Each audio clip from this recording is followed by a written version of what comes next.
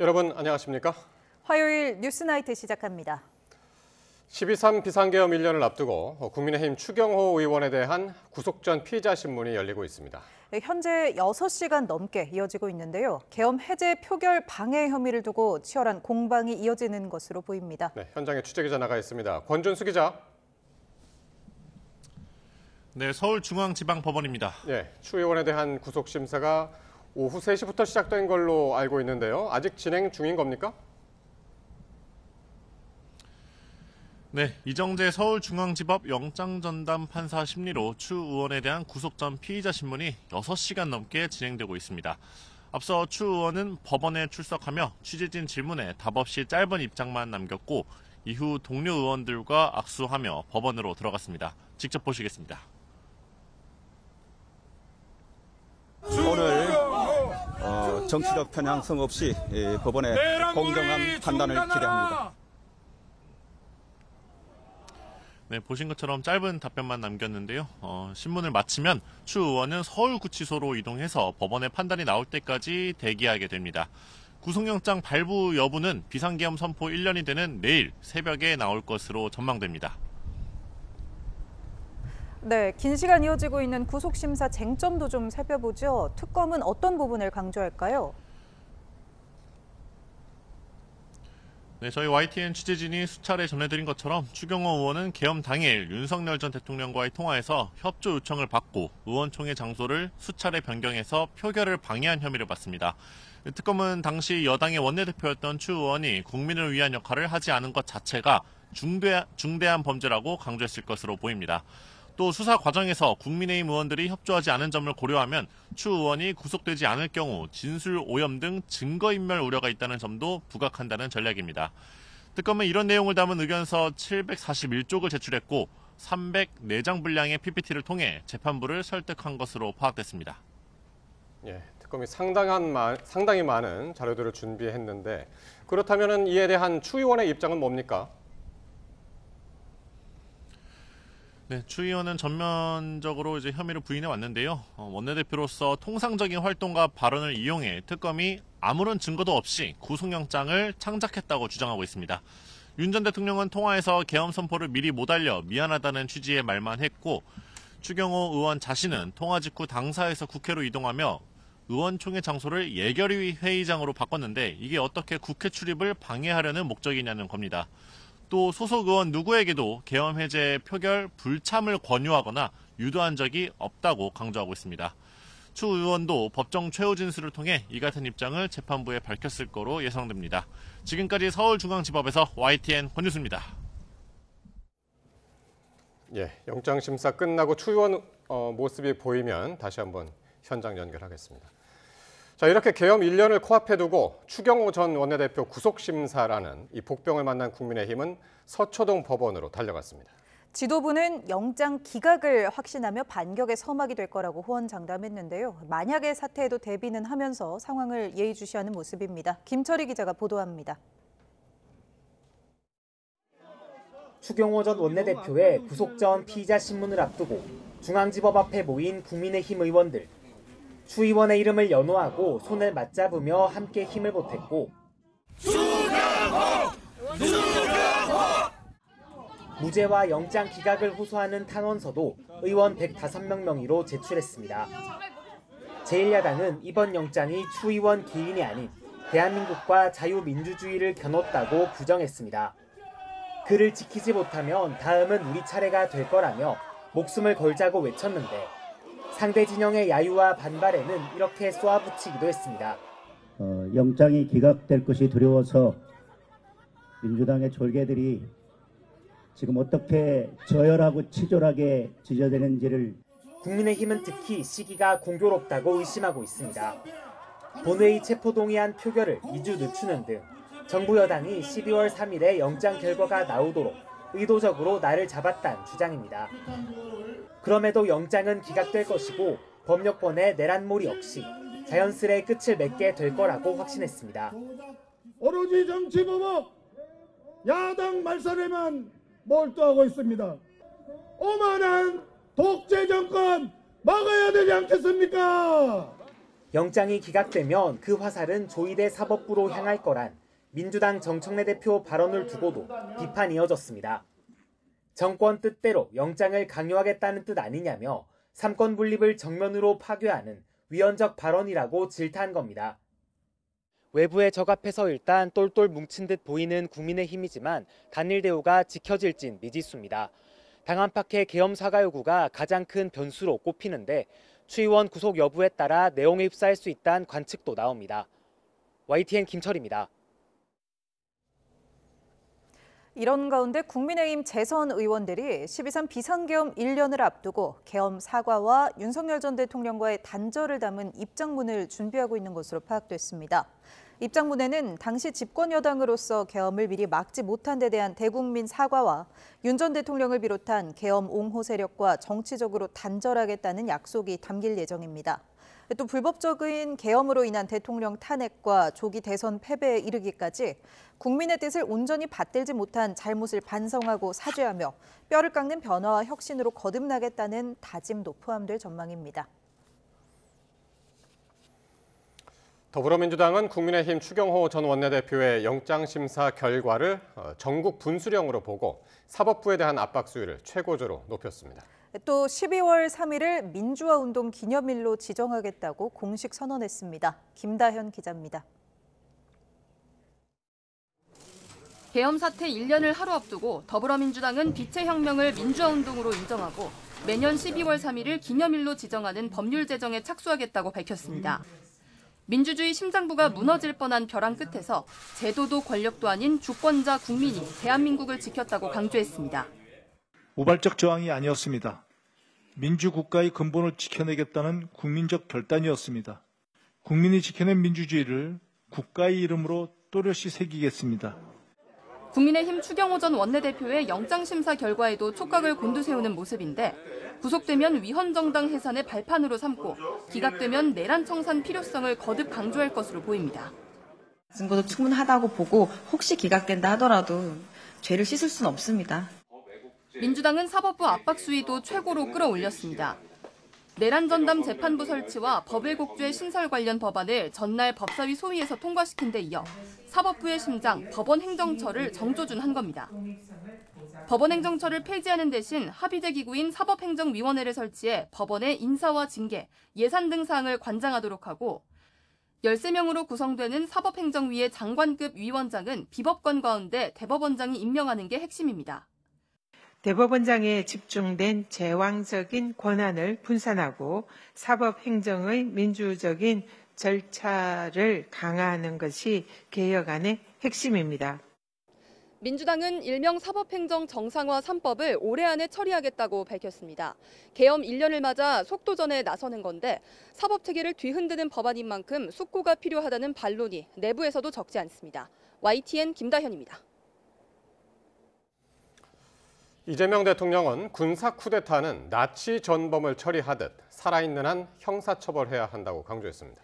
계엄 잔재 청산 의지를 거듭 밝힌 건데 내일 예고돼 있는 대국민 특별성명 내용에도 관심이 집중되고 있습니다. 강진원 기자의 보도입니다. 비상계엄 사태 1년을 하루 앞두고 열린 국무회의. 이재명 대통령은 지난해 12월 3일 국민의 집단지 성립이 전엔 빛의 혁명이 내란의 밤 어둠을 몰아냈다고 평가했습니다. 그렇게 탄생한 새 정부는 국민의 삶 회복과 국가 정상화를 위해 전력 투구했다며 앞으로 국정 운영 방향을 제시했습니다. 곳곳에 숨겨진 내란의 어둠을 온전히 밝혀내서 진정으로 정의로운 국민 통합의 문을 활짝 열어야 합니다. 국민을 하나로 뭉쳐 함께 나아가겠다는 건데 계엄 잔재를 말끔히 털어내겠다는 방침만큼은 빼놓지 않았습니다. 특히 군사 쿠데타와 나치 전범을 거론했는데 강도 높은 청산 의지를 내비친 거란 분석이 나왔습니다. 군사 쿠데타 이렇게 해가지고 이렇게 나라를 뒤집어 놓는다든지 국가 권력으로 개인의 인권을 침해하거나 하는 것들에 대해서는 하여튼 나치 전범 처리하듯이 영원히 살아있는 한 형사처벌하고 상속재산의 범위 내에서 상속인들도 끝까지 책임지게 해야 한다는 언급도 뒤따랐습니다. 전임 윤석열 정부와 유착 의혹이 불거져 특검 수사를 받는 통일교를 사실상 겨냥하는 발언 또한 내놨습니다. 종교재단의 정치 개입은 헌법 위반이자 심각한 사안이라며 일본의 사례를 꺼내들었습니다. 종교재단 자체가 조직적, 체계적으로 정치 개입한 사례들이 있는데 이게 일본에서는 종교재단 해산 명령을 했다고 하는 것 같더라고요. 이를 그대로 두면 헌정질서 파괴는 물론 종교전쟁과 비슷한 상황이 발생할 수 있다며 후속 조치까지 주문했습니다. 비상계엄 연루자들에 대한 확실한 단죄를 못 박은 이 대통령은 계엄 1년 당일 특별 성명과 외신 기자회견 등을 통해 대국민 메시지를 공개합니다. 새로운 대한민국을 위해 어떤 구상을 담았을지 온 국민의 시선이 쏠려 있습니다. YTN 강준호입니다. 국민의 생명과 안전을 지켜야 할 군은 12.3 비상계엄으로 또다시 정치에 개입했다는 오명을 썼습니다. 내란의 가담한 혐의를 받는 장성들은 줄줄이 구속됐고 대규모 인사와 조직 개편이 뒤따르면서 1년째 뒤숭숭한 분위기가 이어지고 있습니다. 나혜인 기자가 보도합니다. 윤석열 전 대통령 밑에서 불법 계엄을 주도한 김용현 전 국방장관과 여인영 전 방첩사령관은 모두 같은 고등학교를 졸업했습니다. 포고령에 서명했던 계엄사령관과 국회 선관위에 병력을 보낸 특전사, 수방사, 정보사령관은 다 육사 출신입니다. 50대 군내 사조직을 연상케 하는 충암파, 용현파란 말이 계엄 전부터 떠돌았고 실제 이들의 사전 모의 정황은 특검 수사로 드러났습니다. 제가 받은 임무가 국회와 선관위, 민주당사, 여론조사꽃에서 6개였는데 임무를 받은 시점이 일요일 12월 1일 정도 됐습니다. 정적 체포를 계획하고 평양에 무인기를 보내 북풍을 유도했다는 의혹까지 불거지면서 수사는 국방부와 합참을 넘어 전방위로 번졌습니다. 정말 군사작전에 관한 특검 조사를 받는다는 것 자체가 저에게는 참 참담합니다. 내란 극복을 외치며 출범한 이재명 정부는 64년 만에 문민 국방장관을 앞세워 대대적인 쇄신에 나섰습니다. 사성장군 7명을 전원 전역시키고 뒤따른 중장 인사에서도 20명을 진급시키며 역대급 물갈이를 단행했습니다. 계엄 가담자를 솎아내는 작업은 여전히 진행 중이고 진급한 장군들은 되풀이된 군의 정치 개입에 연신 고개를 숙였습니다. 불법 비상계엄을 사전 모의하고 적극 가담한 것은 명백한 내란 행위에 해당된다고 생각하며 큰 실망과 깊은 상처를 안겨드렸던 점 진심으로 사과드립니다. 간첩 잡고 대북 첩보 수집하는 방첩사와 정보사는 해체 수준 개편에 도마 위에 올랐습니다. 부대원들은 박근혜 전 대통령 탄핵 정국 당시 계엄 문건 사태에 이어 또다시 조직의 앞날을 알 수 없는 불안정한 상황에 놓였습니다. 통수권자의 무모한 결단과 이에 부화뇌동한 지휘관들 때문에 군은 여전히 후유증을 앓고 있습니다. YTN 나인입니다. 안규백 국방부 장관이 12.3 비상계엄 1년을 하루 앞두고 당시 군 병력의 국회 진입 등을 공식 사과하며 군 쇄신을 이어가겠다는 의지를 밝혔습니다. 안 장관은 오늘 SNS에 올린 글에서 국민을 지켜야 할 군이 내란에 연루돼 국민을 위험에 빠뜨리고 무고한 장병의 가슴에 상처를 남긴 점과 헌법기관을 무단 침탈한 중대한 과오를 저지른 점에 대해 군을 대표해 공식적으로 사과드린다고 적었습니다. 그러면서 앞으로 우리 군은 좋은 게 좋은 것이라는 적당주의의 유혹과 결별하고 시시비비를 분별할 수 있는 명민한 지성과 쇄신하는 용기를 택할 것이라고 강조했습니다. 쿠팡 정보 유출 사태 용의자로 지목된 중국 국적의 직원이 고객의 인증 시스템을 개발하는 업무를 했던 것으로 드러났습니다. 쿠팡은 해당 직원이 재직 중 가지고 나간 인증 키를 활용해 범행을 벌인 것으로 추정하고 있습니다. 보도에 박기환 기자입니다. 쿠팡 고객 계정 정보 유출은 지난 6월 말부터 무려 5달 가까이 이뤄진 것으로 파악됐습니다. 정부는 조사 결과 일반 고객이 쿠팡에 접속할 때 인증에 사용되는 암호키가 사용됐다고 밝혔습니다. 인증용 토큰을 전자서명하는 암호키가 악용되었습니다. 현재까지 공격이 식별된 기간은 25년 6월 24일부터 11월 8일까지이며 정보 유출 공격자로 지목된 중국 국적의 전 쿠팡 직원의 실체도 조금씩 드러났습니다. 쿠팡에서 인증 시스템을 만드는 개발자였습니다. 인증 시스템을 개발하거나 그런 그 개발자였습니다. 보통 개발팀이 여러 역할을 가지고 있는 직원들을 모아서 하나의 팀을.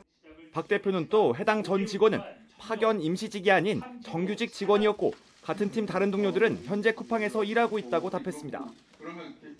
쿠팡 개발자의 절반 이상이 중국인과 인도인 등 외국인으로 구성됐다는 내부 폭로글에 대해선 사실이 아니라고 부인했습니다.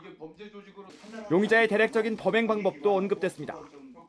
They took the key whilst they were still working at Coupang. When they left Coupang, their accounts would have been terminated and had been terminated, but the key had already been taken and was then used externally to generate the tokens. 당장은 결제 정보와 로그인 정보가 유출되지 않았다는 설명이지만 SK텔레콤 때와 같이 조사 과정에서 유출이 더 확인될 수 있어 사전 조치가 필요하다는 지적도 나왔습니다. 결제 카드를 등록하셨다라면 전부 다 삭제하셔야 되고요. 비밀번호, 카드 비밀번호를 바꾸실 수 있으면 바꾸시는 게 좋고요. 아마 민간합동조사단이 전수조사를 하면 피해가 더 확산될 수 있기 때문에 최악의 상황을 가정하고.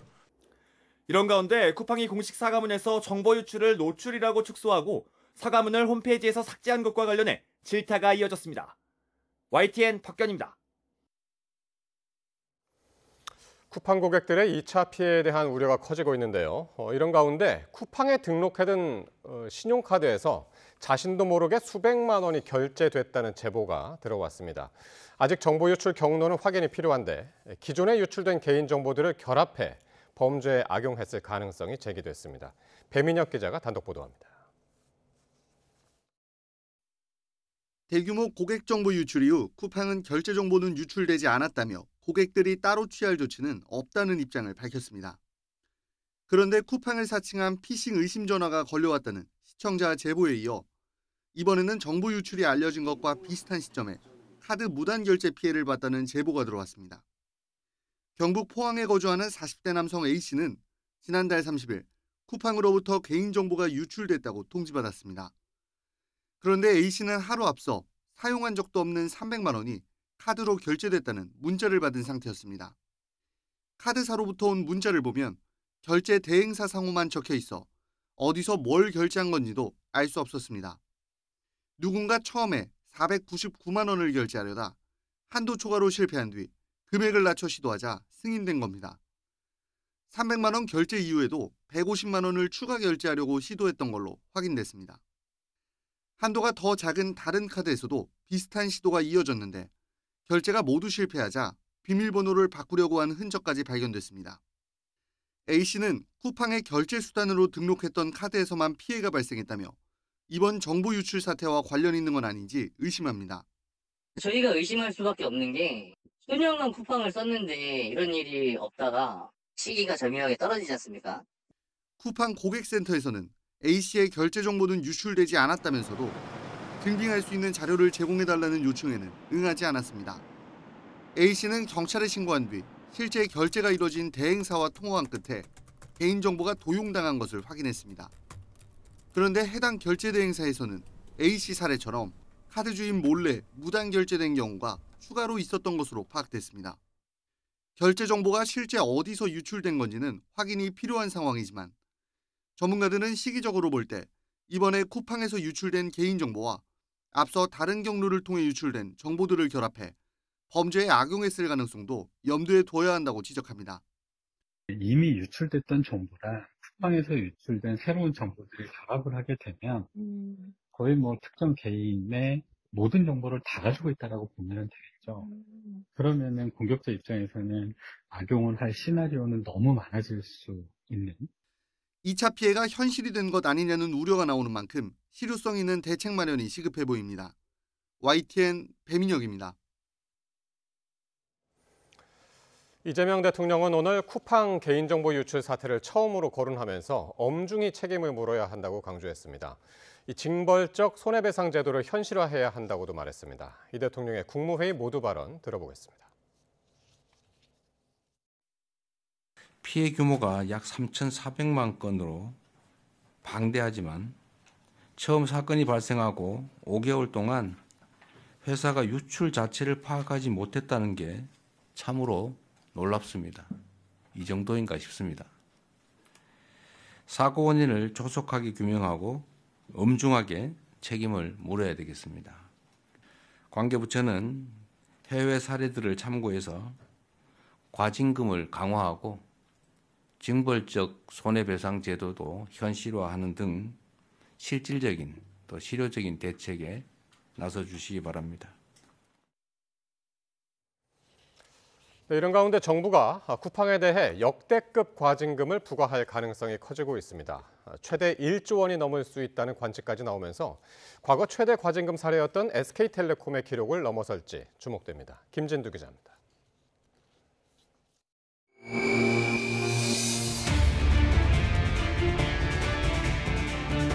그동안 해킹에 의한 개인정보 유출로 최대 과징금이 부과됐던 업체는 SK텔레콤입니다. 모두 2,300여만 명의 휴대전화 번호 등 25종이 유출되며 1,347억 9천만 원의 과징금 처분을 받았습니다. 그런데 이번에 유출된 쿠팡의 개인정보는 무려 3,370만 개, 사상 최대 규모의 유출 사고입니다. 국회 현안 질의에서 쿠팡에 최대 1조 원대 과징금이 부과될 가능성이 제기된 이유입니다. 개인정보보호위원회는 쿠팡 사태가 과징금 부과 대상이라며 금액 산정에 대해 중점적으로 검토하고 있음을 인정했습니다. 안전수 확보 조치 기준을 다 한 경우만 일부 면책을 하고 있기 때문에 이 부분에 대해서는 입증 책임이 처리자한테 있음을 말씀드리겠습니다. 매출액 규모 확정뿐만 아니라 위반액의 중대성 이런 부분들을 함께 저희 위원회에서 판단해서 종합적으로 결정할 예정입니다. 현행 개인정보보호법은 개인정보 유출 시 전체 매출의 최대 3%까지 과징금을 부과할 수 있도록 규정하고 있습니다. 쿠팡의 지난해 매출 41조 원을 기준으로 단순 계산하면 과징금 규모는 1조 2천억 원을 넘어설 수 있습니다. 이는 개인정보보호위원회가 출범한 이후 역대 최대 과징금을 경신할 수 있는 수준입니다. 국회에서는 쿠팡이 앞선 3차례의 개인정보 유출 사고에도 불구하고 과징금 과태료가 16억 원 수준에 그쳤던 점이 솜방망이 처벌이었다는 지적도 나왔습니다. 이에 대해 개보위는 엄중히 책임을 물을 수 있는 방안을 적극 검토하겠다며 대규모 유출 사고에 대한 처벌 수위를 크게 높이겠다는 의지를 내비쳤습니다. 쿠팡에 대한 최종 과징금 규모는 쿠팡 측의 입증과 위원회의 종합적인 판단을 거쳐 결정될 예정입니다. YTN 김준두입니다. 박대준 쿠팡 대표는 1조 2천억 원대 과징금이 부과될 수 있다는 지적에 책임을 회피할 생각은 없다고 답했습니다. 박 대표는 오늘 국회 과학기술정보방송통신위원회 현안 질의에서 개인정보보호위원회가 과징금을 부과하면 소송전을 하지 않고 수용할 것이냐는 더불어민주당 황정아 의원의 질의에 책임이 있다면 당연히 책임질 생각이라고 밝혔습니다. 이어 2차 피해가 발생할 경우 배상할 것이냐고 묻자 피해가 발생한다면 그에 따라 합리적인 대응을 할 생각이라고 설명했습니다. 고환율의 영향으로 지난달 소비자 물가가 2.4% 올라 석 달째 2%대 상승률이 이어졌습니다. 환율과 민감하게 연동된 석유류 그리고 수입 먹거리를 중심으로 물가 변동성이 커지는 모습입니다. 보도에 오인석 기자입니다. 소비자 물가가 석 달째 2%대 상승률을 기록했습니다. 지난 8월 1.7%로 떨어졌던 물가는 9월 2.1%로 오른 뒤 3개월 연속 2%대에서 움직이고 있습니다. 자주 구매하는 품목으로 구성돼 체감 물가에 가까운 생활 물가 지수는 2.9% 올라 1년 4개월 만에 가장 높았습니다. 환율 변동에 민감한 석유류 물가가 5.9% 뛰며 9개월 만에 가장 높은 상승률을 기록했습니다. 경유는 10.4%, 휘발유는 5.3% 오르며 상승폭이 컸습니다.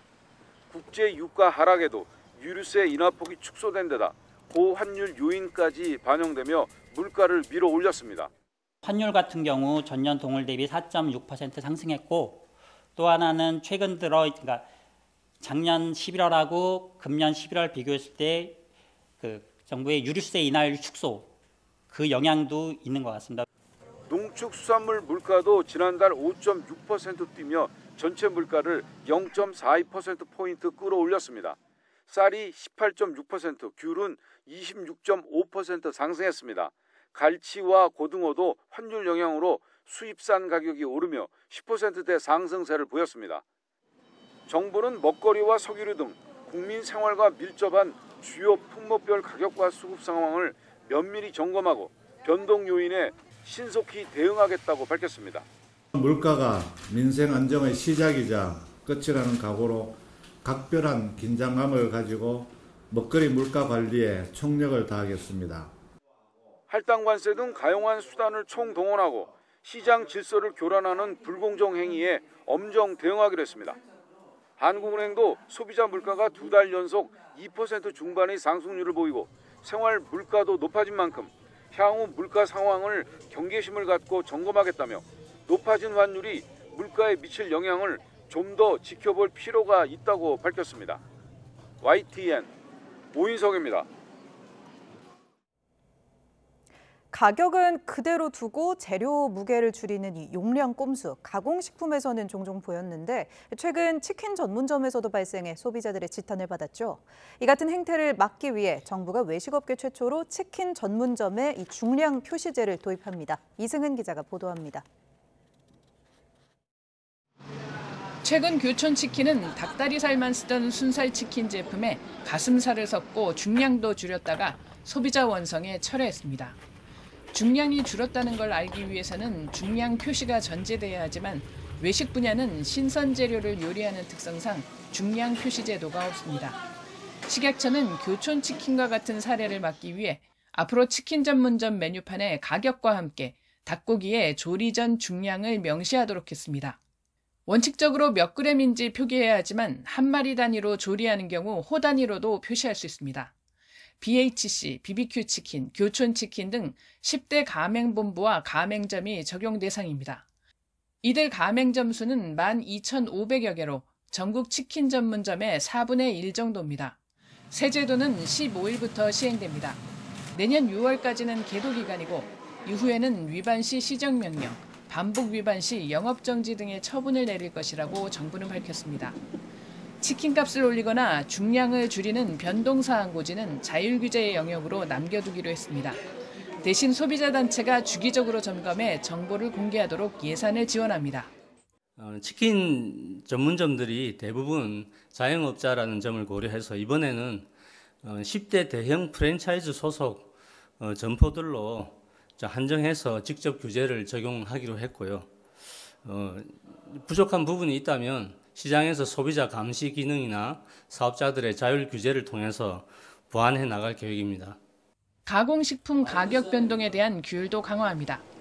현재 한국소비자원이 꼼수 인상 여부를 모니터링하고 제대로 공지하지 않으면 식약처가 시정명령을 내리는데 내년에는 제재 수위를 품목 제조정지 명령까지로 강화합니다. 다만 중량과 재료를 바꿔 새 제품을 출시하는 경우 판단이 어려운 한계는 있습니다. YTN 이승은입니다.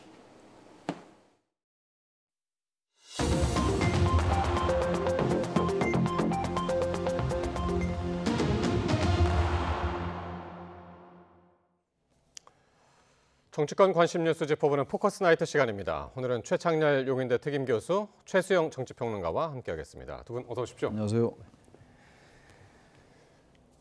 자, 계엄 해제 표결 방해 혐의를 받는 추경호 의원이 구속 기로에 놓였습니다. 오늘 법원에서 구속 전 피의자 신문이 지금 진행이 되고 있는데요. 추 의원 입장과 국민의힘 지도부 발언 직접 들어보시겠습니다. 오늘 정치적 편향성 없이 법원의 공정한 판단을 기대합니다. 이상입니다. 윤 전 대통령으로부터 계엄 언제부터 하셨습니까? 정치특검이 신청한 영장은 삼류 공상소설 그 이상도 그 이하도 아닙니다. 국내의 관시법에 불과한 허위입니다. 추경호 다음은 국민의 힘이 될 것입니다. 그리고 그 다음은 국민이 될 것입니다. 예, 자 특검은 내란 중요 임무 종사 혐의를 적시했고요. 그 내용 보자면은 의총 장소를 자주 변경을 했고 또 본회의 소집 요구가 있었는데 그거를 의원들한테 전파하지 않았다. 이런 문제를 근거로 들고 있습니다. 반면에 추 의원은 혐의를 전면 부인하고 있는데 자 오늘 영장 심사 핵심 쟁점을 뭐라고 보십니까? 지금 혐의가 내란 중요 임무 종사 네. 혐의거든요. 네. 지금 이제 설명하신 것처럼 당시 원내대표였는데 네. 의총장소를 이제 맨 처음에 국회로 했다가 그랬죠. 당사로 했다가 다시 국회로 했다 또 다시 당사로 네. 세 번을 바꿨어요. 그리고 그때 이제 계엄 직후에 비상계엄 선포 직후에 예. 추경호 당시 원내대표가 윤석열 전 대통령과 통화를 했고 먼저 이제 한덕수 전 총리와 통화를 했죠. 그렇죠. 7분 정도 통화를 하고 예. 그리고 나서 윤 전 대통령과 2분 통화하고 그리고 또 이제 홍철호 전 정무수석과 통화를 하고 그랬어요. 네네. 근데 지금 추경호 원내대표나 이분들의 주장은 윤석열 전 대통령이 그때 계엄을 늦게 알려줘서 미안하다, 알려주지 못해서 미안하다, 뭐 이렇게 얘기를 했다라고 주장하고 있는 거거든요, 지금. 예. 근데 지금 보세요. 계엄이 지금 비상계엄을 선포하고 이 상황 속에서 이 한덕수 전 총리 통화하고 윤석열 통화했는데 전 대통령 통화했는데 예. 2분 동안 그런 얘기할 틈이 있을까요? 알 길은 없어요. 알 길은 그게 무슨 녹취가 있는 것도 아닌 것 같고 알 수는 예. 없으나 미안하다, 계엄을 알려주지 못해 미안하다라고 주장하고 있는 건데 아무튼 그래서 이 동안에 결국 나중에 18명이 표결에 참여했죠. 계엄 해제 표결에 국민의힘 의원들이. 그때 이제 한동훈 전 대표가 본회의장에 들어가 있었고 그때 대표가 한동훈이었으니까. 근데 아무튼 이 시간에 우왕좌왕하면서 판단은 최종적으로 구속영장 발부 여부는 이게 재판부가 결정할 일이긴 합니다. 우왕좌왕하면서 결국 의원들이 들어가지 못했어요. 저희가 그래서 지금 이제 준비한 그 네. 그래픽이 있는데 그날 당일날 타임라인이 있습니다. 타임라인. 한번 보시죠. 그날 어떤 일들이 있었는지. 당일날 여러분들 잘 아시는 것처럼 이제 10시 25분에 윤석열 전 대통령이 비상계엄을 선포했죠. 그리고 홍철호 정무수석하고 통화를 했습니다. 그리고 11시 거의 다 돼서 추경호 그때 당시 원내대표가 국회로 소집해라. 국민의힘 의원들한테 이야기를 했고 그리고 조금 있다가 한 10분 정도 지나서 2차 공지를 하는데 당사로 모여라. 그러니까 당사는 국회 밖에 있는 거죠. 네. 예, 밖에 있는 거고 한 10분 거리라고 그러는데 그리고 나서 11시 22분에 윤석열 전 대통령하고 당시 대통령하고 통화를 하고 11분 정도 있다가 바로 뒤에 국회로 오라고 그럽니다. 사실 여기서 이제 그 추경호 원내대표는 그렇게 이야기를 하죠. 윤석열 대통령하고 통화를 했으면은 오히려 밖으로 나가라고 해야 그게 원리가 맞는 거지. 특검의 주장이 맞는 거지. 네. 나는 오히려 국회 안으로 들어오라고 했다. 다음 장 보실까요? 다음 장에는 11시 48분 추경호 원내대표가 국회에 도착합니다. 그리고 원내대표실로 갑니다. 본회의장이 아니라. 그리고 0시가 지나서 0시가 넘어서 국회 사무처에서 이런 공지를 때립니다. 모든 국회의원은 본회의장으로 모여달라 했는데 2분 뒤에 추경호 원내대표가 당사로 다시 의총 장소를 변경합니다. 이건 조금 그 추 의원의 주장하고는 안 맞는 얘기죠. 네. 예. 근데 한번 돌이켜 보십시오. 예. 저는 뭐 추 의원이 당시에 그러니까 지금 제가 추 의원의 머릿속에 들어가 있진 못해서 예. 그 당시 정확하게 제가 그 판단 능력을 알 수 없으나 추 의원은 집권당의 원내 대표 아닙니까? 네. 그러면은 윤 전 대통령과 통화를 하고 나서 외교위 회의장으로 오라고 다시 소집한 거는 표결에 일단 대비를 하겠다는 의지는 있었던 거 분명해 보이고 그다음에 다시 이제 본회의장으로 모이라고 한 국회 사무처의 안내 공지에도 불구하고 예결위장으로 간 거는 저는 이렇게 봅니다. 최소한 원내대표이기 때문에 계엄의 의도를 의원들과 공유하고 파악하고 그리고 표결 절차에 들어가는 게 맞겠다 싶은 거죠. 야당이라면은 무조건 여기에 대해서 반대 표결해야 되지만 최소한 여당의 원내대표라면은 의원들과 이 부분을 집권 여당 의원들이 공유한 다음에 그다음에 의원들이 약간의 중지라도 모아서 들어가는 게 맞다고 보고 다만 또 한동훈 이미 대표는 거기에서 별도로 또 움직이고 있었단 말이죠. 그런 측면에서 놓고 보면 추 의원에 대해서 판단 여부에 대해서 본인이 정치적 부재, 정무적 판단에 대한 그 책임을 물을 수 있는 것은 윤리적, 법적 책임이고 그렇다고 이것이 구속 사유가 돼가지고 구속 상태에서 재판을 받아야 될 정도는 사실 아니라고 보거든요. 그러니까 정치적인 오판이었다. 그렇게 그렇죠. 저는 그렇게 볼 수도 하시는 있는 거죠. 그리고 예. 우리 헌법에도 국회의원은 표결권에 대해서 권한을 법적으로 보장받는데 표결에 대한 걸 가지고 사법부가 심판한다? 이 부분도 다툼의 여지가 있기 때문에 저는 그래서 불구속 상태에서 재판받는 게 맞다고 보기 때문에 오늘 이러한 논란에도 불구하고 저는 법원이 영장을 발부할 가능성이 발부하지 않을 가능성이 90%에 이른다. 기각될 가능성이 크다. 아까 제가 말씀이 끊겼는데 전 반대 의견이 발부될 것 같은 느낌이 들어요. 그런 생각이 드는데 그러니까 지금 이제 법리적으로는 이제 윤석열 전 대통령의 지시를 받은 거 이런 내용이 없잖아요 지금. 계엄 해제를 방해해라. 예. 그럼 명백하죠. 근데 그 내용이 좀 없는 것 같아요. 일단. 그러니까 네. 있는지 없는지는 아니, 모르겠으나 알려지지 없는 것 않았습니다. 같아요. 잘 모르겠어요. 어쨌든. 지금 예. 특검이 정말 그런 영장 청구서에 그런 사실이 적시가 돼 있는지는 모르겠어요. 예. 근데 아무튼 최근에 어젠가 그제 보도 나온 거로 봐서는 이제 추경호 원내대표 의원이 지금 원내대표 예. 아니니까 그 당시에 계엄이 잘 됐으면 좋을 뻔했다. 뭐 이런 취지의 얘기를 했다는 그 진술이 나왔어요. 그럼 이게 결정적일 수 있다는 생각이 들어요. 그게 진술을 믿는다면 말이죠. 그 진술이 나왔던 건 분명해요 지금. 예. 그렇게 보도가 되고 있으니까. 그리고 그 녹취가 있느냐 없느냐도 이제 그것도 별개의 관건이고요. 문제, 별개의 문제긴 예. 합니다. 근데 그 이제 진술을 받아들일 수 있는 거죠. 녹취가 설령 없다 하더라도. 그건 이제 법원의 전적인 판단인데, 그럼 보세요. 그리고 이 상황 속에서 이게 계속 왔다 갔다 하면서 지금 이 대통령 통한 다음에 국회로 변경한 건 이건 뭔가 당사를 변경하지 않았으니까 계엄 해제를 방해할 생각이 없었다고 주장하는데 반대잖아요. 아까 말씀하셨잖아요. 예. 국회 도착했다 다시 또 딴 데로 간단 말이에요. 네. 그리고 이게 무슨 정무적 판단이라고 얘기하는데 전 이해가 안 가는 게 비상계엄의 요건 다 알아요. 중학생 이상은 다 알 겁니다 아마. 네. 일반 사회에서도 배우고 정치 경제 시간에 배우니까. 더구나 국회의원들 아니에요. 예. 그건 여야의 문제가 아니에요. 보수 진보의 문제는 더욱도 아니고. 근데 대통령이 지금 아무리 그들의 주장, 국민의힘 주장처럼 의회 폭거다, 뭐 최근에 장동 대표도 의회 폭거 이런 얘기를 했던데 대구 발언에서 말이죠. 설령 그게 좀 맞다 하더라도 예. 의원들 무조건 막을 생각을 하는 게 국민의 대표예요. 어떻게 그 위헌적인 거 분명히 알 텐데 설령 무슨 뭐 줄타내가 했느니 안 했느니 이런 예. 논란이 있습니다. 그렇다고 해도 국민의힘 의원들이 저거나 원내대표라면 빨리 갑시다 이렇게 해야 되죠. 그걸 몇 번, 세 번이나 바뀐다고요? 이건 네. 제가 그래서 왜 발부 가능성이 있다고 좀 보냐면 증거인멸의 가능성이 있다고 판단할 수도 있지 않을까 법원이. 도저히 없는 아무리 봐도 없다고 봐요. 근데 범죄 중대성 분명히 있는 것이고 네. 물론 이제 다툼의 여지가 있기 때문에 혐의가 소명이 되느냐 여부. 그렇죠. 다툼의 여지가 있으므로 방어권을 보장하려면 불구속 상태에서 재판받는 게 맞죠. 그러나 재판부가 이거를 대단히 중대하다. 나중에 네. 계엄이 잘 됐으면 좋았을 뻔했는데 라는 취지의 말을 했다면 머릿속에는 어쨌든 계엄 해제를 방해하려 했던 게 아닌가라고 보는 이게 범죄 중대성이 소명될 수 있어요. 그런 면에서 볼 때 좀 발부 가능성이 상당히 있다고 보는 겁니다. 그러니까 저도 그 판단이 옳았다고 그다음에 그 세 번 옮긴 것이 잘했다고 생각하는 건 아니에요. 그런데 그것은 정치적인 책임을 묻고 그래서 이제 결국 탄핵이 됐고 결국 막지 못했고 그다음에 정권이 교체가 된 거예요. 그러니까 그것과는 별도로 그것이 구체적으로 범죄 행위였느냐 네. 대통령과 공모해서 최소한 의원들을 혼란에 빠뜨려가지고 일부러 내가 정말 못 가게 했겠느냐라고 하는 것은 별개의 문제라는 거죠. 그리고 그때 당시 이재명 대통령이 당시 그 본인이 구속 적부심 체포동의안 올라왔을 때 그때 법원이 뭐라 그랬습니까? 혐의는 일부 소명되나 그 도주의 우려도 없고 현역 국회의원이 당 대표이기 때문에 네. 불구속 상태 재판받으라 했잖아요. 똑같은 원리 아닙니까? 혐의는 약간 소명이 될 수 있어요. 저는 혐의는. 근데 그걸 가지고 전 원내대표, 전 집권당의 원내대표를 구속 상태에서 수사한다? 그리고 아직 내란 특검은 아직 그 윤석열 대통령 기소하에 넘기지도 않았는데 네. 최종 아직까지 말하자면은 그 최후 변론까지도 가지 않았는데 이 사안을 구속 기소한다?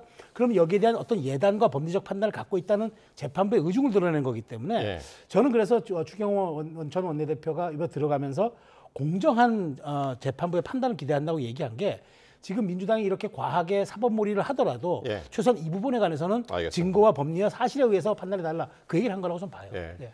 지금 여기서 이제 두 분도 상당히 이제 뭐 영장이 발부될 거다, 기각될 거다 이렇게 이제 말씀을 하시지만은 오후 3시에 시작된 영장 심사가 지금도 진행이 되고 있습니다. 7시간이 넘게 진행이 되고 있고 아직까지 이제 추경호 의원 모습은 보이지 않고 있는데 어쨌든 상당히 오래 걸리고 있습니다. 요 대담 중이라도 추경호 의원 모습 보이면 현장 연결하도록 하겠습니다. 이게 잠깐 제가 잠깐 드리면 이재명 대표 때 말과 달라요. 이게 계엄 상황이에요. 네. 우리가 시간이 1년이 지나니까 자꾸 일반 형사 사건으로 자꾸 오인하는 경향이 있어요 지금. 이게 대한민국이 만약에 계엄이 성공했다면 네. 정말로 이건 유추의 영역이긴 합니다만 대한민국 국민 수백 명이 상당한 위험에 처할 수 있을 뻔했던 사건이에요. 이게 전 한덕수 전 총리, 박성대 전 장관 다 영장이 기각됐습니다만 사법부가 이렇게 판단하면 안 된다. 뭐 사법부의 판단을 존중하죠. 그러니까 이 사건은 일반 사건과 자꾸 동일시하면 안 된다라는 첨언 하나 제가 드립니다. 예, 알겠습니다. 자, 국민의힘에서는 영장은 반드시 기각될 것이다라고 주장을 하고 있습니다. 특히 이제 계엄 사과 여부도 관심인데 장동혁 대표가 어제 과거에서 벗어나자고 외치는 것 자체가 과거에 머무는 것이다라고 해서 사실상 이제 사과 요구를 이제 일축한 것이 아니냐 이렇게 해석이 됐는데, 네. 예, 이 부분 사과 얘기 한번 해보죠. 저는 그렇게 보지는 않아요. 그러니까 지금 이제 그 사과, 그러니까 장동혁 대표가 우려하는 건 저는 그 지점인 것 같아요. 사과에만 매몰될 경우에 사실 사과는 일부 사과를 또 한 적도 있고 장 대표도 잘못된 겸이라고 분명히 얘기까지 했습니다. 그런데 사과에만 계속 매몰될 경우 일각에서는 국민이 오케이 할 때까지 사과를 해야 된다. 사과 받는 사람이 받아들일 때까지 사과해야 된다는데 그건 대단히 주관적인 표현입니다. 사실 그걸 어떻게 계량화합니까? 그러니까 저는 장동혁 대표가 아마 이럴 겁니다. 그래서 민주당이 사법 내란 프레임을 씌우고 사법 몰이에 나서고 있지만 만일 여기에서 기각이 된다 그러면은 정치적 공간이 좀 생긴다고 봐요. 그동안에 민주당에 무리했던 그 사법부에 대한 밀어붙이기가 역풍을 불어일으키면은 저는 그때야 비로소 국민의힘의 정치적 공간이 열리고 그때 민주당 과한 사법몰이에 중도층이 이탈할 때 지금 장동혁 대표 입장에서는 전략적 스윙을 할 수가 저는 있다고 보기 때문에 저는 거꾸로 그래서 만일 여기에 대해서 기각이 된다, 영장 기각이 된다 그러면은 저는 장동혁 대표가 취임 100일이라든가 12.3 개헌 1주년을 맞이해서 전향적인 약간 얘기가 나올 수 있을 거라고 봅니다. 그러니까 아주 전향적이진 않더라도 최소한 앞으로 우리가 중도에 소구할 수 있는 메시지를 내고 그다음에 더 단일 대우를 얘기하면서 사과의 반복보다는 우리가 앞으로 나아가야 될 약속의 전진 같은 걸 얘기할 수도 있다고 보기 때문에 저는 그런 측면에서 만일 이번에 기각이 된다 그러면은 국민의힘에게 조금 정치적 공간이 열린다. 저는 이렇게 생각을 합니다. 예. 그러니까 추경호 의원의 구속 여부에 따라서 사과의 수위가 달라질 거다라는 말씀을 하셨고, 근데 이 얘기가 뭐 비단 평론가님 말씀이 아니라 내부에서도 그런 얘기가 많이 나오거든요. 지도부 그쪽 입장에서. 근데 저는 지금 추경호 이제 전 원내대표의 영장 발부 여부가 뭐 몇 시간 내로 알려질 거 아니겠어요. 근데 너무 과도하게 의미 부여들을 하는 것 같아요. 영장이 기각이 됐든 발부가 됐든 당장 정치공학적인 그 미세한 변동이 있을 거예요. 영장이 만약에 기각이 되면은 민주당이 상당히 그 사법부에 대한 그 수위 공세를 높일 겁니다. 아마 공세 수위를 높일 것 같고, 또 우리 최평론가님 말씀처럼 영장이 기각되면은 이제 민주당이 봐라 내란 몰이 한 것이다 이렇게 갈 텐데 그게 제가 볼 때 헛된 것이다. 제가 왜 그 말씀드리냐면 당장에는 영향이 없지 않아요. 근데 추경호 원내대표가 구속이 되고 안 되고의 문제는 제가 아까 말씀 잘 하시잖아요. 제가 있고 없고가 아니라 그냥 불구속 상태로 재판을 받으라는 얘기예요. 그래서 내란 상황 자체가 없어지는 게 전혀 아니에요. 근데 지금 언론들이 이제 워낙 구속 기소냐 불구속 기소냐 그거 차이인 건데 전 의미가 있어요. 그 당시 원내대표의 어떤 그 행위에 대해서 어떤 판단을 물론 구속영장이죠. 물론 1심 선고도 아니긴 합니다만 의미가 전혀 없다고 할 수는 없으나 너무 과도한 의미 부여를 하고 있다. 영장이 기각되든 발부되든 여야의 쟁투는 계속 되는 것이고 발부돼도 약간의 입장만 바뀔 뿐이지 발부됐다고 해가지고 뭡니까 저기 그 국민의힘이 사과를 하냐 안 하냐 문제도 제가 볼 때 장동혁 대표 사과 안 할 것 같아요. 한다 한들 과거에서 머무는 게 그 이해도 안 가서 말도 오기도 어려워요. 또 무슨 이게 그걸 뭐라고 하냐 비문이라 비문 문장이 아닌 것. 저는 제 개인적으로 그렇게 판단해요. 그러니까 이게 사과야 아니야. 이게 핵의 망측한 논리예요. 과거의 범주에 벗어나지 과거의 범주 말도 못 옮기겠어요. 하도 말 같지가 않아가지고 제 개인적으로. 그래서 제가 볼 때 또 대구 발언에서도 그런 얘기 했잖아요. 민주당이 의회 폭거와 국정 방해 때문에 했는데 결과적으로 책임을 통감한다. 이거 사과 전혀 아니에요. 수위가 조금 아니 수위 조절할 때입니까 지금 사과를 하는데 그렇게 해서는 안 된다. 뭐 당위적이고 옳은 걸 떠나서 이게 전략적으로도 제가 국민의힘 전략적인 거 걱정하는 입장은 전혀 아닙니다만 전략적으로도 장동혁 대표의 정책 입지로 보나 국민의힘이 앞으로 선거로 보나 물론 총선거가 아니니까 자신들 국회의원들의 그 이해관계가 좀 멀어져서 그런지 모르겠으나 그렇게 해서는 안 된다. 그럼 제가 볼 땐 별로 사과 나올 것 같지 않아요. 내일. 계엄 1년 맞이해서 과연 국민의힘 지도부가 사과를 할 것이냐 말 것이냐 이 얘기를 언제부터 하는지 모르겠습니다. 바로 이제 코앞이 이제 1년인데 말이죠. 어쨌든 지도부가 하지 않으면 초재선 의원들이 하겠다라고 했습니다. 김재석 의원의 말은 20여 명, 20명은 좋게 넘을 것이다라고 했는데 요 얘기가 저희가 앞서서 전해드렸습니다. 지금 준비를 하고 있다. 사과도 하고 윤석열 전 대통령하고 단절을 담은 입장문을 준비하고 있다. 지금 파악이 됐는데 20명은 넘을까요? 어떻게 보십니까? 뭐 30명, 그러니까 최대 20명이라는 얘기도 있고 좀 더 넘을 수도 있다고 보는데 뭐 특히 수도권을 중심으로 한 그 초재선 의원들 당연히 얘기를 하죠. 저는 정당이 그 지도부가 그 사과에 대해서 미온적인 태도를 취한다고 정당의 구성원들까지 거기에 일사불란하게 따라갈 필요는 없다고 봐요. 정당의 다양성과 건강성이라는 거는 다원적 목소리를 낼 때 비로소 그 가능한 것 아니겠습니까? 그리고 초재선들은 뭐 장동혁 대표도 재선 그룹이긴 합니다만은 초재선들은 당의 어떤 그 주류 혹은 뭐 다선 의원들과는 다른 일종의 그 뭐 기마병 같은 존재들이기 때문에 그런 기계를 갖고 낼 수도 있다고 좀 봐요. 다만 저는 중요한 거는 이제 방향성의 문제인데 그러면 초재선 그룹에서 이제 20여 명의 수도권 의원들 이런 분들이 사과를 한다. 저는 뭐 그거는 당의 한 부분으로도 인식이 되지만 그게 그렇다고 뭐 국민의힘이 다시 과거로 퇴행하거나 뭐 사과를 안 하기 때문에 지도부가 과거로 퇴행하거나 이런 거보다는 저는 오히려 그것이 다양한 목소리를 내므로써 좀 더 스펙트럼이 넓어지는 그 차원으로 생각해야지 저는 당 지도부도 여기에 대해서 알고 있기 때문에 충분하게 어느 정도는 감안할 거라고 봐요. 그러니까 좀 지켜보시는 게 저는 맞다고 생각합니다. 예. 네. 알겠습니다. 민주당에서는 영장은 당연히 발부가 되어야 하고 기각돼도 죄는 씻을 수 없다라고 이제 맞서고 있는데 영장이 발부가 된다면 이제 민주당 입장에서 보겠습니다. 위헌정당 해산까지 이어질까요? 어떻게 보십니까? 상당히 구체화될 수 있을 것 같아요. 근데 막상 이제 위헌정당 해산을 정당이 내는 건 아니거든요. 그래서 아마 그 부분은 상당한 이제 정무적 판단을 할 것 같아요. 만약에 추경호 추위원회 영장이 구속영장이 발부가 되고 그건 상당한 정도로 민주당 내에서 위헌정당 맞다 당신네들 이렇게 나올 가능성이 대단히 커요. 그대로 그냥 엄포는 아니었을 거라고 좀 봅니다. 근데 이게 막상 이제 위헌정당 청구까지 할지 그건 조금 상당한 그 당내 여러 가지 그 수기를 거치지 않을까라고 생각을 합니다. 예. 알겠습니다. 이게 또 이제 지방선거를 곧 앞두고 있어가지고 여러 변수들이 그게 또 있는데. 이제 중도층을 의식도 할 테니까 아마 그런 판단을 하지 않을까 생각됩니다.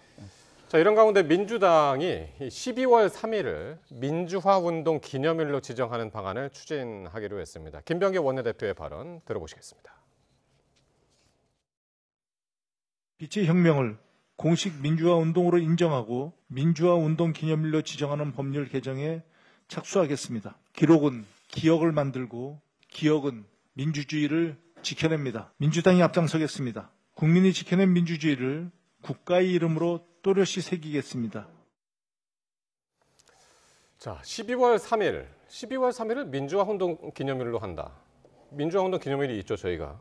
5.18. 5.18 민주화운동이 있죠. 광주가 지금 생각이 나기도 하고요. 5.18 특별법에 의해서 이렇게 돼 있는 건데 근데 이건 뭐 상당한 이제 시민사회나 정치권 또 언론 등 여러 이제 논의를 거쳐야 될 문제라고 봐요. 뭐 당연히 야당은 반대할 거 아니겠어요? 근데 제가 생각할 때 그 지난해 12월 3일 날 개헌 말이죠. 우리가 워낙 이제 아까 제가 잠깐 말씀드렸습니다만 제법 시간이 되고 워낙 1년 내내 그 얘기를 했기 때문에 별거 아닌 것처럼 느낄 수 있는데 그날 그 화면 정확하게 기억하는 거 아닙니까? 우리 뭐 거의 모든 국민이. 그날 어떤 일이 벌어졌어요 그때. 시민들이 달려갔어요. 총구를 맨몸으로 맞고. 그거 만약에 아까 제가 말씀드린 것처럼 만약에 그 성공했으면 말이죠. 큰일 날 뻔했어요 정말로. 상상이 안 가요 상상이. 그 지금 뭐 그 노상원 전 정보사령관 수첩에 그게 나와 있다면 사살이라는 말도 있고 뭐 국회 봉쇄라는 말도 있고 별얘기 다 나오는 거 아닙니까 지금? 그게 어느 정도까지 정말 실행을 옮기려 했는지 그건 알 수 없겠습니다만 만약에 개헌이 성공했다면 상상하지 못할 대한민국의 정치의 후퇴 정도가 아니라 대한민국의 역사가 멈추는 거였어요. 45년 전으로 단순히 퇴행하는 게 아니고 어제 국민들이 막아낸 거예요. 그래도 저는 이 민주화운동으로 인정하는 의미 있다고 봐요.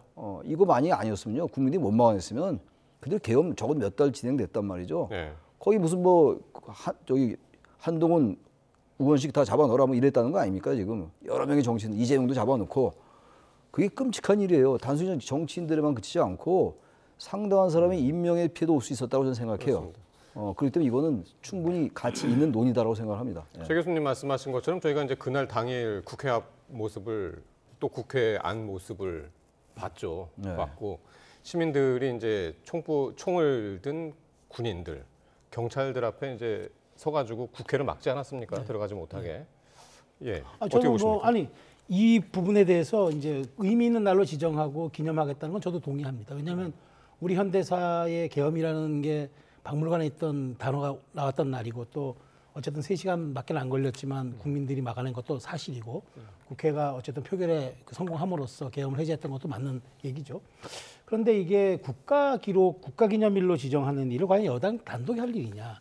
최소한 이거는 소수 야당들 그다음에 더더군다나 제1야당과는 당연히 합의가 되는 국가기념일 지정이라는 문제고 우리가 5.18 정신을 헌법 전문에 수록하겠다는 게 지금 얼마나 논의가 돼도 여야 합의가 돼도 아직 개정을 못했어요. 왜냐하면 그건 헌법 개정사항이니까 개헌사항이니까. 근데 이렇게 이게 우리가 이런 민주화운동 기념일을 지정하는 걸 법으로 규정해서 법정기념일로 만들겠다는 거는 최소한 이거는 국회 정치권이 3분의 2 이상이 다 좀 찬성한 다음에 그 다음에 저는 추진하는 게 맞다고 봐요. 그러니까 민주당이 12월 3일을 맞아서 즉흥적으로 이렇게 자 우리가 이거 하겠습니다라고 얘기하는 건 선거 6개월 남은 상태 그다음에 내란 특검을 비롯한 3대 특검이 광풍처럼 몰아치고 있는 이 상태에서 더 법률로서 여기에 더 지원하겠다는 그런 얘기밖에 안 들려서 추진할 수 있고 검토할 수 있지만 더 신중하게 해야 하고 그다음에 광의의 의견을 수렴하고 가장 중요한 건 여야 합의로 해줘야 한다. 저는 그 말씀 꼭 드리고 싶습니다. 그러니까 지금 이게 단순히 그냥 김병기 원내대표의 입에서 그냥 뚝 떨어진 게 아니라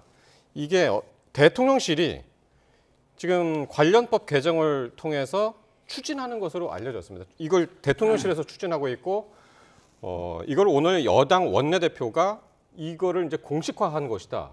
이런 이야기가 나오고 있어서 이제 앞으로 이렇게 되면은 뭐 가능성이 더 커지는 것 같아요. 가능성이 할 필요가 있다고 봐요. 그리고 이게 오늘 처음 나온 얘기는 처음인데 아마 국민들이 긍정 여론이 높을 것 같아요. 이거 반대할 이유가 전혀 없어요. 이걸 왜 반대합니까? 야당이 그냥 합의하면 돼요. 여야가.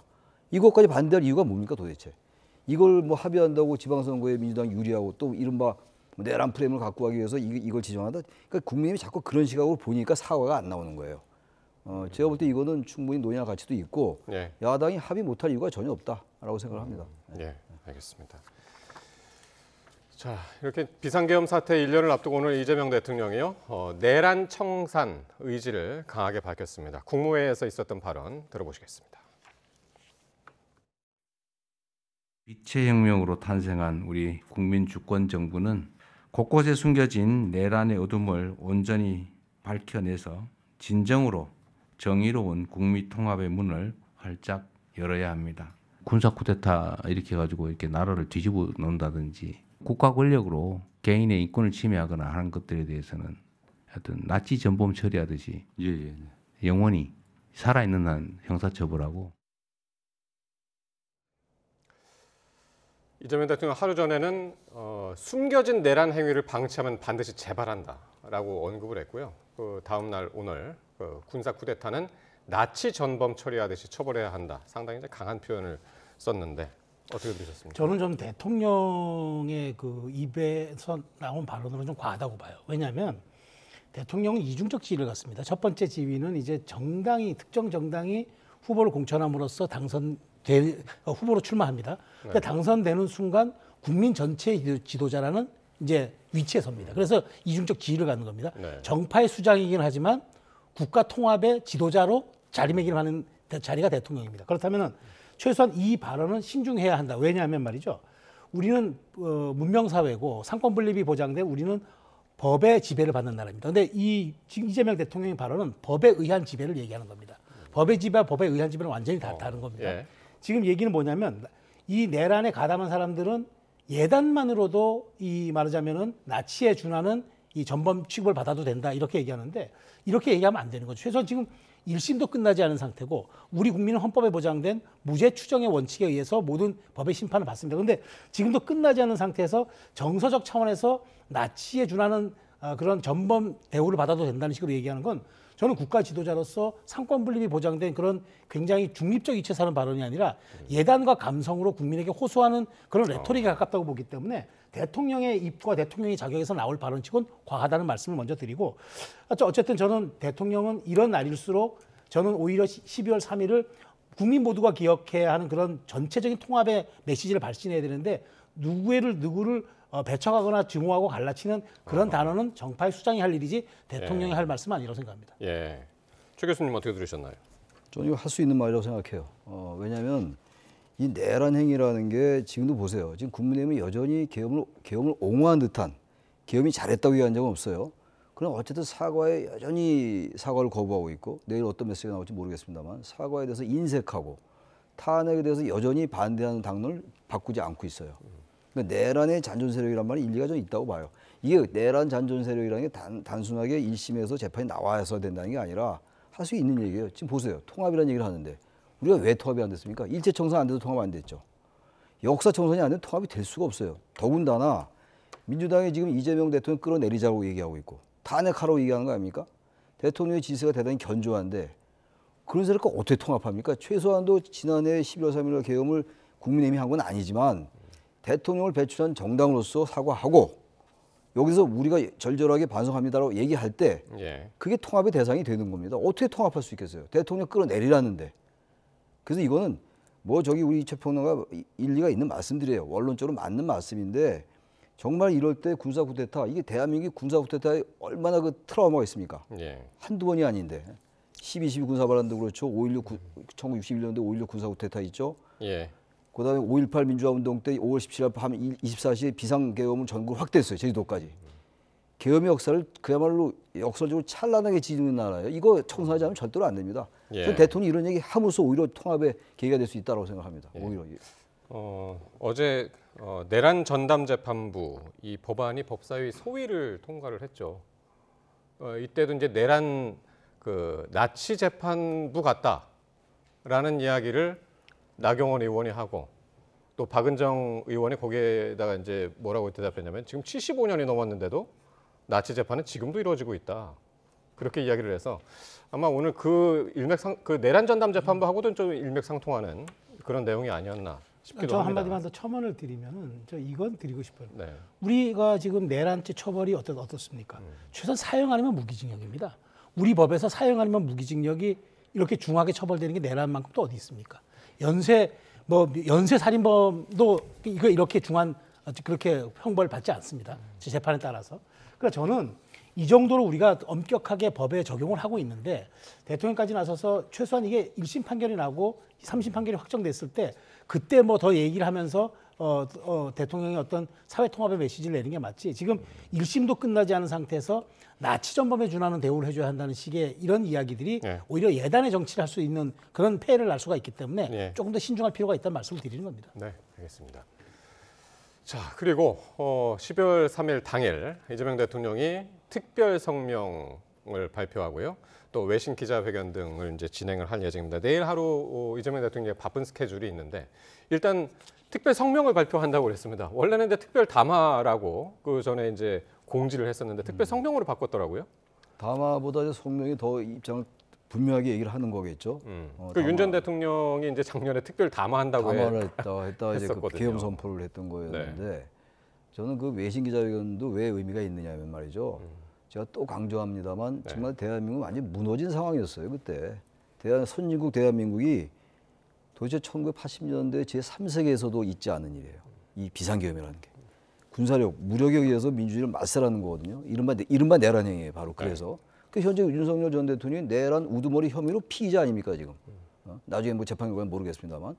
그런 상황 속에서 외국한테 알려야죠. 우리가 에이펙도 우리가 해냈고 대한민국의 이른바 민주주의가 복원되고 다 압니다. 알지만 1년을 기념할 필요가 충분히 있죠. 이러한이 있었다고 회고할 필요도 있고 역사에 기록해야죠. 기록돼 있습니다만 앞으로 두고 얘기해야 돼요. 이거는. 그래야지 이런 일이 재발되지 않는 거예요. 저는 그래서 내일 일정을 통해서 그게 담화보다 성명을 발표하면서 분명히 입장을 얘기를 하고 앞으로 그야말로 이 특별재판부도 저는 필요하다고 보는 게 너무 불안해요. 지금 재판도 너무 지연되고 있고 굳이 뭐 저기 그 재판부가 윤 전 대통령 석방시킨 거라든지 검찰이 즉시항호권 행사하지 않아서 대단히 불안했던 거 이런 얘기 굳이 안 하겠어요. 안 하겠습니다만 전담재판부 헌법이 보장하는 범위에서 못할 거 없어요. 국민들이 결단하면 되는 겁니다. 그게 다른 일이 아니라 이게 뉘른베르크 재판도 열렸던 거 아니에요? 재판 그게 바로 그거예요.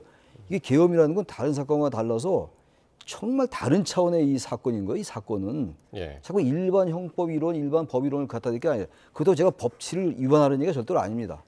충분히 논의와 같이 있다고 생각하는 거고 아마 그런 얘기가 이재명 대통령의 말과 일맥상통하는 게 아닌가라고 보여집니다. 자, 그래서 이제 내일 오전에 특별 성명에는 과연 어떤 내용 이야기들이 담길까? 아까 평론가님 계속 얘기하듯이 뭐 통합의 메시지가 담길까? 뭐 이런 것도 근데 궁금한데. 점심 때는 이제 오부 요원하고 이제 오찬을 하고요. 저녁 일정이 시민단체 장애 집회가 있습니다. 근데 여기에 이 대통령이 이제 참여를 하는데 이게 12.3 내란 외환 청산과 종식 사회 대개혁 시민 대행진 여기에 이제 참석을 하는 거는 7시에 이제 국회 앞에서 열리는데 그 현직 대통령이 이 시민단체 주최하는 행사에 이제 참여하는 것, 이것도 상당히 이제 이례적으로 보이는데요. 제가 거듭 말씀드리지만 우리 5년 단임제 대통령제 하에서의 대통령의 언행은 최종 상태를 의미합니다. 그런데 지금 저렇게 시민사회 단체가 주관하는 대통령이 간다, 못 가라는 법은 없어요. 그렇지만 대통령은 주로 국가기념일 행사라든가 국민 통합 행사라든가 그다음에 어떤 상징성 있는 행사에 가는 건 제가 보기에 있을 수 있다고 보는데, 그날 행사를 한번 생각해 보십시오. 아침에 성명 발표하죠. 외신 기자회견하죠. 오부연 식사하죠. 그다음에 저녁에 저기까지 가죠. 그날 하루를 오롯이 거기에 투여한다는 건데 과연 이게 그날 우리 그 대통령의 하루 일정으로 맞느냐. 제가 보기에 특히나 외신 기자회견도 제가 말씀드리는 거는, 외신 물론 우리 K민주주의 홍보한다는 그럴싸한 명분도 있지만 왜 내외신 안 못합니까? 지금 내신 기자회견 하면은 뭐 대장동 항소포기라든가 이게 정치적 질문이 나올 게 조금 신경 쓰여서 그냥 외신에 K민주주의 우리가 다시 회복했으니까 홍보한다? 그럴싸해 보지만 그것도 또한 편의적이고 선택적, 말하자면은 취사 선택 아닌가요? 저는 그런 측면에서 저렇게 좀 하루의 일정이 너무 과하다. 아침, 점심, 저녁, 밤까지 이렇게 오롯이 저렇게 그러니까 내란 종식 이것만 외치는 게, 물론 최 교수님 말대로 의미 부여를 저는 못한다고 생각하지 않습니다. 그렇지만 과하면 과유불급입니다. 더군다나 대통령의 말은 최종 상태를 의미하는데 과연 이게 하루 종일 거기에 모든 것을 몰입하는 게 옳은 것인가, 이 질문 한번 하게 됩니다. 하루 정도 못할 게 뭐 있어요. 그 엄청난 일이 벌어졌던 일인데. 그래서 저는 그 보수 쪽에 계신 분들도 지난번 그 탄핵 재판할 때도 얼마나 기각 얘기를 많이 했어요. 다 잘못된 거 아닙니까? 좀 인식을 좀 바꿔라. 그 말씀 좀 드리고 싶어요. 네. 어쨌든 12월 3일 당일 정말 대통령실도 바쁘고 국회도 바쁘고 정치권 모두 바쁘고 언론도 바쁘고 바쁜 하루가 될 것 같습니다. 내일이 중대한 날입니다. 네. 그러니까 최창렬 용인대 특임 교수, 최수영 정치평론가와 함께했습니다. 고맙습니다. 고맙습니다.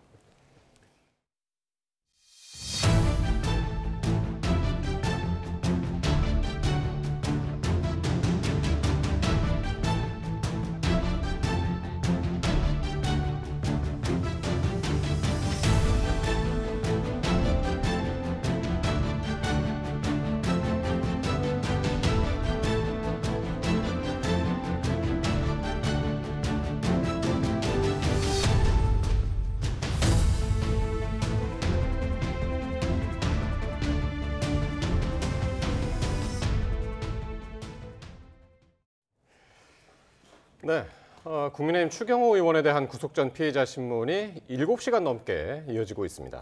계엄 해제 표결 방해 혐의를 두고 계속해서 이렇게 치열한 공방이 이어지는 것으로 보이는데요. 취재 기자 연결해 보겠습니다. 권준수 기자. 네, 서울중앙지방법원입니다. 네, 추 의원에 대한 구속 심사가 상당히 길어지는군요. 네, 이정재 서울중앙지법 영장전담판사 심리로 추 의원에 대한 구속 전 피의자 신문이 7시간 40분째 이어지고 있는데요. 특검과 변호인단은 치열하게 공방을 이어가고 있는 것으로 보입니다. 지난 7월 있었던 윤 전 대통령 추가 구속 신문이 6시간 40분 정도 소요됐고, 올해 초 윤 전 대통령의 첫 구속 심사 같은 경우도 4시간 50분가량 걸렸는데 이것보다 더 오랜 시간 이어지고 있는 겁니다. 앞서 추 의원은 오후 3시 신문을 앞두고 법원에 출석하면서 취재진에게 짧은 입장만 밝혔는데요. 직접 보시죠. 오늘 정치적 편향성 없이 법원의 공정한 판단을 기대합니다. 신문을 마치면 추 의원은 서울구치소로 이동해서 법원의 판단이 나올 때까지 대기하게 됩니다. 구속영장 발부 여부는 비상계엄 선포 1년이 되는 내일 새벽에 혹은 이제 아침에 나올 것으로 보입니다. 네, 계속해서 공방이 길어지고 있는 이 구속심사의 쟁점 좀 살펴보죠. 특검은 어떤 부분을 강조할까요? 네, 수차례 전해드린 것처럼 추경호 의원은 계엄 당일 윤석열 전 대통령과 통화한 뒤 협조 요청을 받았고, 또 의원총회 장소를 수차례 변경하는 방식으로 계엄 해제 표결을 방해한 혐의를 받습니다. 특검은 당시 여당의 원내대표였던 추 의원이 국민을 위한 역할을 하지 않았다는 게 중대한 범죄라고 보고 있습니다. 심사 과정에서도 이러한 범행의 중대성을 강조했을 것으로 보이고요. 수사 과정에서도 그동안 국민의힘 의원들이 협조하지 않은 점을 고려하면 추 의원이 구속되지 않을 경우 진술 오염 등 증거인멸 우려가 있다는 점도 함께 강조할 것으로 보입니다. 특검의 전략은 이런 내용을 담아서 의견서 741쪽을 제출했고 또 304장 분량의 PPT를 통해 재판부를 설득하고 있는 것으로 확인됐습니다. 네, 그래서 특검은 추 의원이 꼭 구속돼야 된다라는 주장인데 이에 대해서 추 의원은 어떤 입장입니까? 네, 추 의원 그동안 혐의를 전면 부인해왔죠. 원내대표로서의 통상적인 활동과 발언을 이용해서 이 내란 특검이 아무런 증거도 없이 구속영장을 창작했다고 주장하고 있습니다. 윤 전 대통령은 통화에서 계엄 선포를 미리 못 알려 미안하다는 취지의 말만 했고 자신은 통화 직후 당사에서 국회로 이동하며 의총 장소를 예결위 회의장으로 바꿨는데 이게 어떻게 국회 출입을 방해하려는 목적이냐는 겁니다. 또 소속 의원 누구에게도 표결 불참을 권유하거나 유도한 적이 없다고 강조하고 있습니다. 추 의원은 법정 최후 진술을 통해서도 이 같은 입장을 재판부에게 밝힐 것으로 보입니다. 지금까지 서울중앙지방법원에서 YTN 권유수입니다. 네, 이렇게 구속 갈림길에선 국민의힘 추경호 의원의 이 계엄 당일 행적에도 관심이 쏠리고 있습니다. 국민의힘 내부에서 오갔던 통화와 메시지 등을 토대로 당시 상황을 재구성했습니다. 이경국 기자입니다. 지난해 12월 3일 밤 10시 40분쯤 계엄 선포 사실을 알게 된 추경호 의원은 여의도로 출발합니다. 국회에서 비상의원총회를 열겠다고도 공지했습니다. 민주당 대표이던 이재명 대통령이 국회 담을 넘고 국민의힘 한동훈 전 대표가 계엄 반대 영상 메시지를 낸 밤 11시쯤 비상계엄을 반드시 막아내겠습니다. 국민께서는 안심해 주시기 바랍니다. 국회이던 의원총회 장소는 다시 당사로 바뀝니다. 11시 20분쯤 당사에 도착한 추 의원.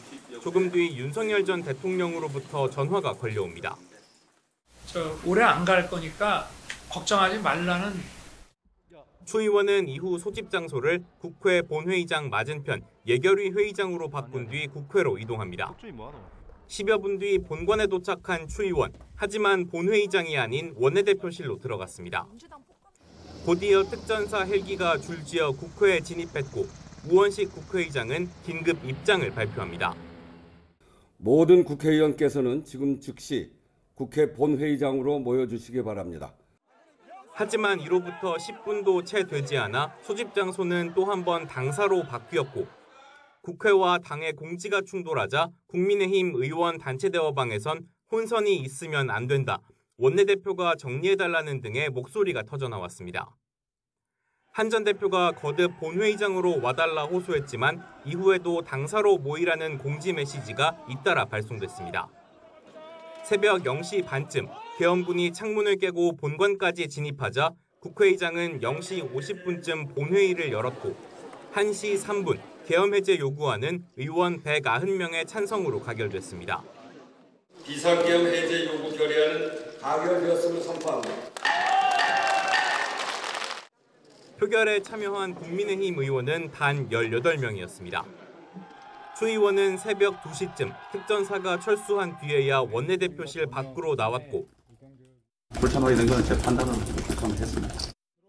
비서관이 모는 차를 타고 국회를 빠져나가 당사로 향했습니다. YTN 이경국입니다. 지난해 급작스러웠던 비상계엄 선포에도 시민들은 망설임 없이 국회 앞에 모여 계엄군과 맞섰습니다. 1년이 지난 지금 시민들은 이제 갈등 회복을 향해 나아갈 수 있기를 기대합니다. 정현우 기자가 시민들의 목소리를 들었습니다. 지난해 12월 3일 늦은 밤 갑자기 선포된 비상계엄은 당혹감 그 자체였습니다. 네, 애들이 단톡방에 갑자기 계엄이 떴다는 그런 말이 나와가지고 듣자마자 바로 벌떡 일어나서 뉴스부터 찾아보고 45년 만에 비상계엄으로 무장군인들이 국회로 집결한 위급한 상황 속 두려움을 이기고 국회 앞으로 달려온 시민들은 맨몸으로 계엄군과 맞섰습니다. 다들 국회로 오라 그러고 또 국회로 가고 있다라고 얘기를 하고 있더라고요. 계엄군이 시민들한테 폭력을 쓰거나 발포를 하면 어떡하지? 이런 좀 공포감이 들었던 것 같습니다. 헬기를 탄 계엄군은 이곳 국회 뒤편에 있는 운동장에 착륙했습니다. 국회 곳곳에 바리케이드를 설치하고 온몸으로 군인들을 막은 건 국회 직원과 시민 등이었습니다. 그 당시에는 아무 생각 없습니다. 진짜 그냥 막아야 한다. 지금 생각하면은 총 든 사람들한테 덤비나는 게 좀 무섭죠. 이런 저항 속에 결국 국회에서 계엄 해제 결의안이 가결되고 계엄군은 물러났습니다. 의장님께서 말씀하셨으니까 지금 당장 나가세요. 국회에 계신 분들 당장 나가세요. 이를 계기로 군인이나 공무원도 위법한 명령이나 지휘를 거부할 수 있게 하자는 논의가 본격화됐습니다. 출동이나 사격 가능하게 준비한 상태로 계속 대기하고 있었습니다. 이 명령을 따라야 하는 게 내가 군인이 된 이유가 이게 맞나 싶고. 비상계엄 종료 이후에도 국회의 대통령 탄핵 소추와 헌법재판소의 탄핵 심판 등 주요 국면마다 시민들은 광장에 모였습니다. 이렇게 응원봉 같은 거 휘둘러 가면서 하는데 기분이 좋죠. 이제 민주주의 또 다시 이루어지는구나. 다만 지금도 윤석열 전 대통령 등에 대한 특검 수사와 재판이 이어지는 가운데 정치 양극화는 여전하다는 지적이 나옵니다. 편가르기 하는 게 이제 점점 좀 심해지는 것 같은 느낌들을 많이 들었고 나라를 정말 걱정한다는 사람들이 이렇게 다른 방법으로 표현될 수 있구나라는 생각. 하지만 계엄군에 맞선 용기와 이후 이어진 평화적 시위까지 시민들은 스스로 보여온 민주주의 회복력을 믿으며 갈등 극복에 대한 기대를 놓지 않고 있습니다. 정치적인 갈등들이 많이 목격되는데 좀 평화롭게 좋은 나라가 이제 돼갔으면 좋겠습니다. YTN 정현우입니다. 12.3 비상계엄 1년이 되는 내일 이재명 대통령이 특별 성명을 발표합니다. 이 대통령은 빛의 혁명 1주년 대국민 특별 성명이라는 제목으로 성명을 발표해 당시 계엄에 저항했던 국민에 대한 감사를 전할 예정입니다. 이어 오전 10시부터는 외신 기자 80여 명이 참석한 가운데 생중계 기자회견을 열고 국제사회에 K민주주의 회복을 알릴 계획입니다. 추위가 갈수록 강해지면서 내일은 이번 겨울 들어서자마자 가장 강한 한파가 찾아오겠습니다. 서울은 체감온도가 영하 12도까지 떨어지고 서해안엔 많은 눈이 예보됐습니다. 김민경 기자입니다. 12월의 시작과 함께 기세를 올린 추위는 내일 가장 강해지겠습니다. 상층에서 영하 35도 이하의 찬 공기가 내려오면서 서울은 아침 기온이 영하 8도, 체감온도는 영하 12도까지 떨어질 걸로 보입니다. 전국적으로도 기온이 오늘보다 5에서 10도가량 낮아질 전망입니다. 강한 북서풍이 동반되면서 체감온도가 굉장히 낮겠고 낮에도 영하권에서 가장 춥게 느껴질 수가 있겠고요. 중부 대부분 지역에는 한파특보가 내려졌고 서울도 한 달 만에 다시 한파주의보가 발효됐습니다. 찬 공기가 상대적으로 따뜻한 서해를 지나면서 눈구름이 발달해 충남과 호남 서해안에는 많은 눈이 예보됐습니다. 3일 새벽부터 오전 사이에 충남과 전라 서해안 근처에서 국지적으로 강한 눈이 가능성이 있습니다. 3에서 8cm, 내륙적으로 더 들어왔을 때는 1에서 5cm 정도 예상이 되고 있고요. 모레 오후에는 서울에도 1cm 안팎의 첫눈이 내릴 가능성이 있습니다. 이번 추위는 모레 오후부터 서서히 누그러지겠고 주말에는 평년 기온을 웃돌겠습니다. 기상청은 갑작스러운 한파와 눈으로 인한 도로 결빙과 동파 등 안전사고에 특히 주의해달라고 당부했습니다. YTN 김민경입니다. 여객선 좌초 사고로 승객 수십 명을 다치게 한 선장이 구속됐습니다. 법원은 도주와 증거인멸 우려를 들었는데요. 선장은 연신 죄송하다며 고개를 숙였습니다. 나현호 기자입니다. 마스크를 쓰고 수갑을 찬 60대 남성이 법정을 빠져나옵니다. 지난달 19일 전남 신안 해상에서 좌초 사고를 낸 여객선 선장입니다. 선장의 구속 전 피의자 신문은 30분 만에 끝났습니다. 죄송합니다. 성실히 임하겠습니다. 사고 당시 선장은 조타실이 아닌 선장실에 머물렀던 것으로 드러났습니다. 사고 해역은 섬이나 암초가 많은 좁은 수로로 운항에 각별한 주의가 필요합니다. 선원법에는 좁은 수로를 지날 때 선장이 선박 조종을 직접 지휘하게 돼 있습니다. 이뿐 아니라 선장은 평소에도 조타실에 있지 않았던 것으로 확인됐습니다. 해경은 사고가 났던 수로를 천여 차례 지나면서도 선장이 조타실에 있지 않았다는 선원 진술을 확보했습니다. 문제는 뭐냐면 이 배 처음부터 선장한 곳 하면서 지금까지 하루에 그 좁은 수로를 4번 왔다 갔다 하면서 한 번도 방에서 안 나왔다는 거죠. 또 해경 조사를 앞둔 선원에게 자신이 조타실에 있었다고 진술해달라고 말한 정황도 확인됐습니다. 선원들한테 거짓말 시키셨어요? 네, 죄송합니다. 앞서 휴대전화로 딴짓하다가 사고 13초 전에서야 위기를 감지한 1등 항해사와 선박 조종 임무를 소홀히 한 조타수에 이어 선박 최고 책임자인 선장까지 모두 구속되며 사고에 대한 책임을 지게 됐습니다. YTN 나연호입니다. 이재명 대통령을 사칭해서 해외 주식과 관련한 가짜 대국민 담화문을 수차례 온라인에 올린 작성자가 경찰에 자수했습니다. 30대 남성 회사원이었는데요. 투자와 관련해 의견이 다른 사람들을 놀려주기 위해 범행했다는 취지로 진술했습니다. 유서현 기자가 보도합니다. 이재명 대통령을 사칭해 해외 주식 관련 허위 글을 퍼뜨린 30대 남성 직장인 A씨가 경찰에 자수했습니다. 해외 주식의 양도소득세율을 인상하고 보유세를 신설하겠다는 내용이었는데 A씨는 이 글이 마치 대통령이 쓴 대국민 담화문인 것처럼 꾸며냈습니다. 11월 중순부터 3차례에 걸쳐 올린 글은 전부 거짓이었지만 온라인상에서는 진짜인 것처럼 급속도로 퍼져나갔습니다. 그러자 대통령실이 직접 나서 이 글은 명백한 거짓이라며 강력한 법적 대응에 나서겠다고 경고했습니다. 경찰도 내사에 착수했고 결국 A씨는 한 달도 안 돼 경찰서로 찾아가 자수했습니다. 올렸던 가짜 글들은 이미 삭제한 것으로 확인됐습니다.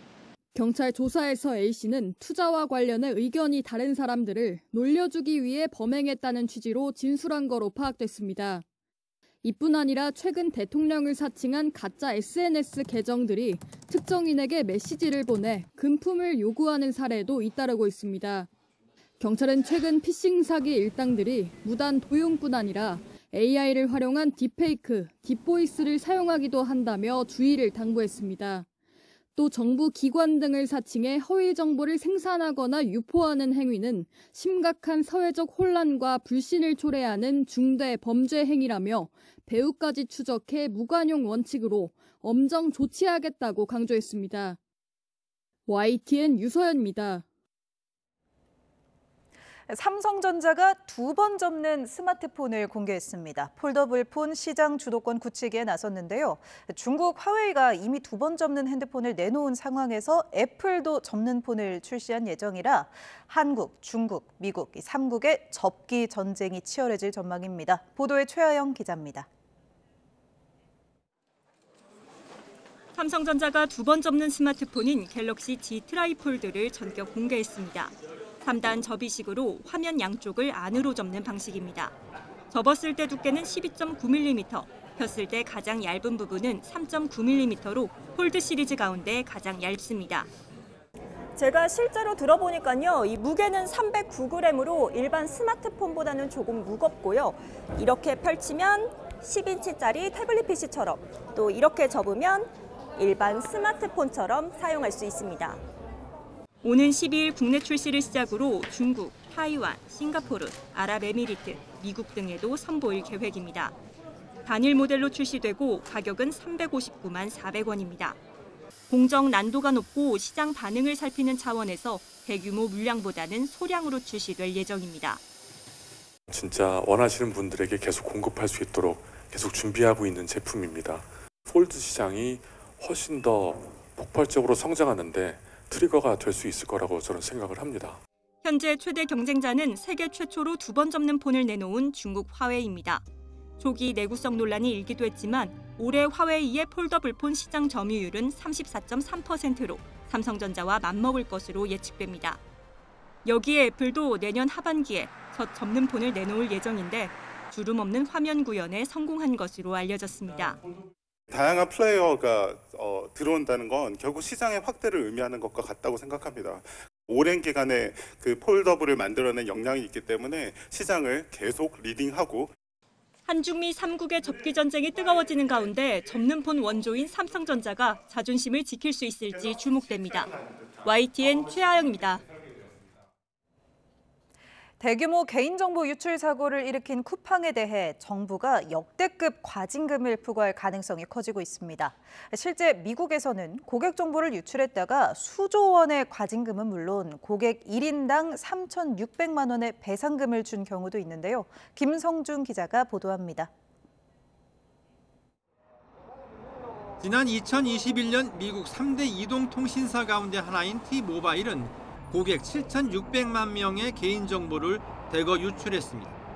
고객 85만 명은 아예 계정의 비밀번호까지 빠져나갔습니다. The size of this incident is quite substantial. There've been T-Mobile's had multiple breaches throughout the years. Some were bigger, some were smaller. So you have a mix of pretty much everything over time. 결국 T-모바일은 3억 5천만 달러, 우리 돈 5천억 원을 배상했고 고객들은 한 사람이 많게는 2만 5천 달러, 3,600만 원을 받았습니다. 지난 2019년 이용자 정보를 외부에 흘린 페이스북은 50억 달러, 우리 돈 7조 원이 넘는 과징금을 맞았습니다. 유럽도 비슷합니다. 이른바 일반 개인정보 보호법을 위반하면 전 세계 매출액의 4%까지 토해내야 합니다. 페이스북 모회사인 메타는 2년 전 유럽에서도 2조 원에 달하는 과징금을 부과받았습니다. Quel que soit le mécanisme de transfert utilisé, alors la future décision d'adéquation, mais aussi les clauses contractuelles, par exemple. 전문가들은 솜방망이 처벌에 그칠 경우 기업의 개인정보 유출은 반복될 수밖에 없다고 지적합니다. 감당도 못하면서 고객 정보를 닥치는 대로 수집하는 기업들의 그릇된 행태에 대해 이번 기회에 경종을 울려야 한다는 목소리가 작지 않습니다. YTN 김선중입니다. 네, 이 같은 쿠팡의 개인정보 대규모 유출 사태로 소비자들 사이에서는 쿠팡을 탈퇴하려는 이른바 탈팡 행렬이 이어지고 있습니다. 그런데 문제는 탈팡하기 쉽지 않다는 겁니다. 한번 보시죠.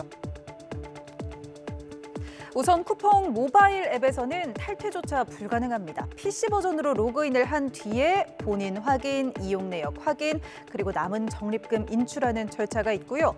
월 가입비를 내는 정기결제 고객이라면 정기결제를 따로 해지하는 절차를 먼저 밟아야 탈퇴 버튼을 누릴 수 있습니다.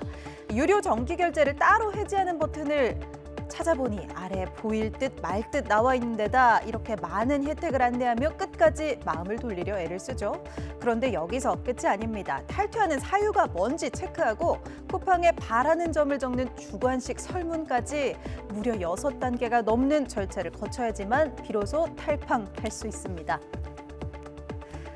탈퇴 절차가 미로찾기처럼 까다롭죠. 그래서 온라인 커뮤니티에는 이렇게 탈퇴 버튼을 찾는 꿀팁이 공유가 되고 쿠팡을 상대로 집단 소송을 준비하는 카페 회원 수는 이 두 카페를 합쳐서 25만 명을 넘긴 상황입니다. 초유의 개인정보 유출로 질타를 받고 있는 쿠팡, 과연 소비자들의 신뢰를 회복할 수 있을까요?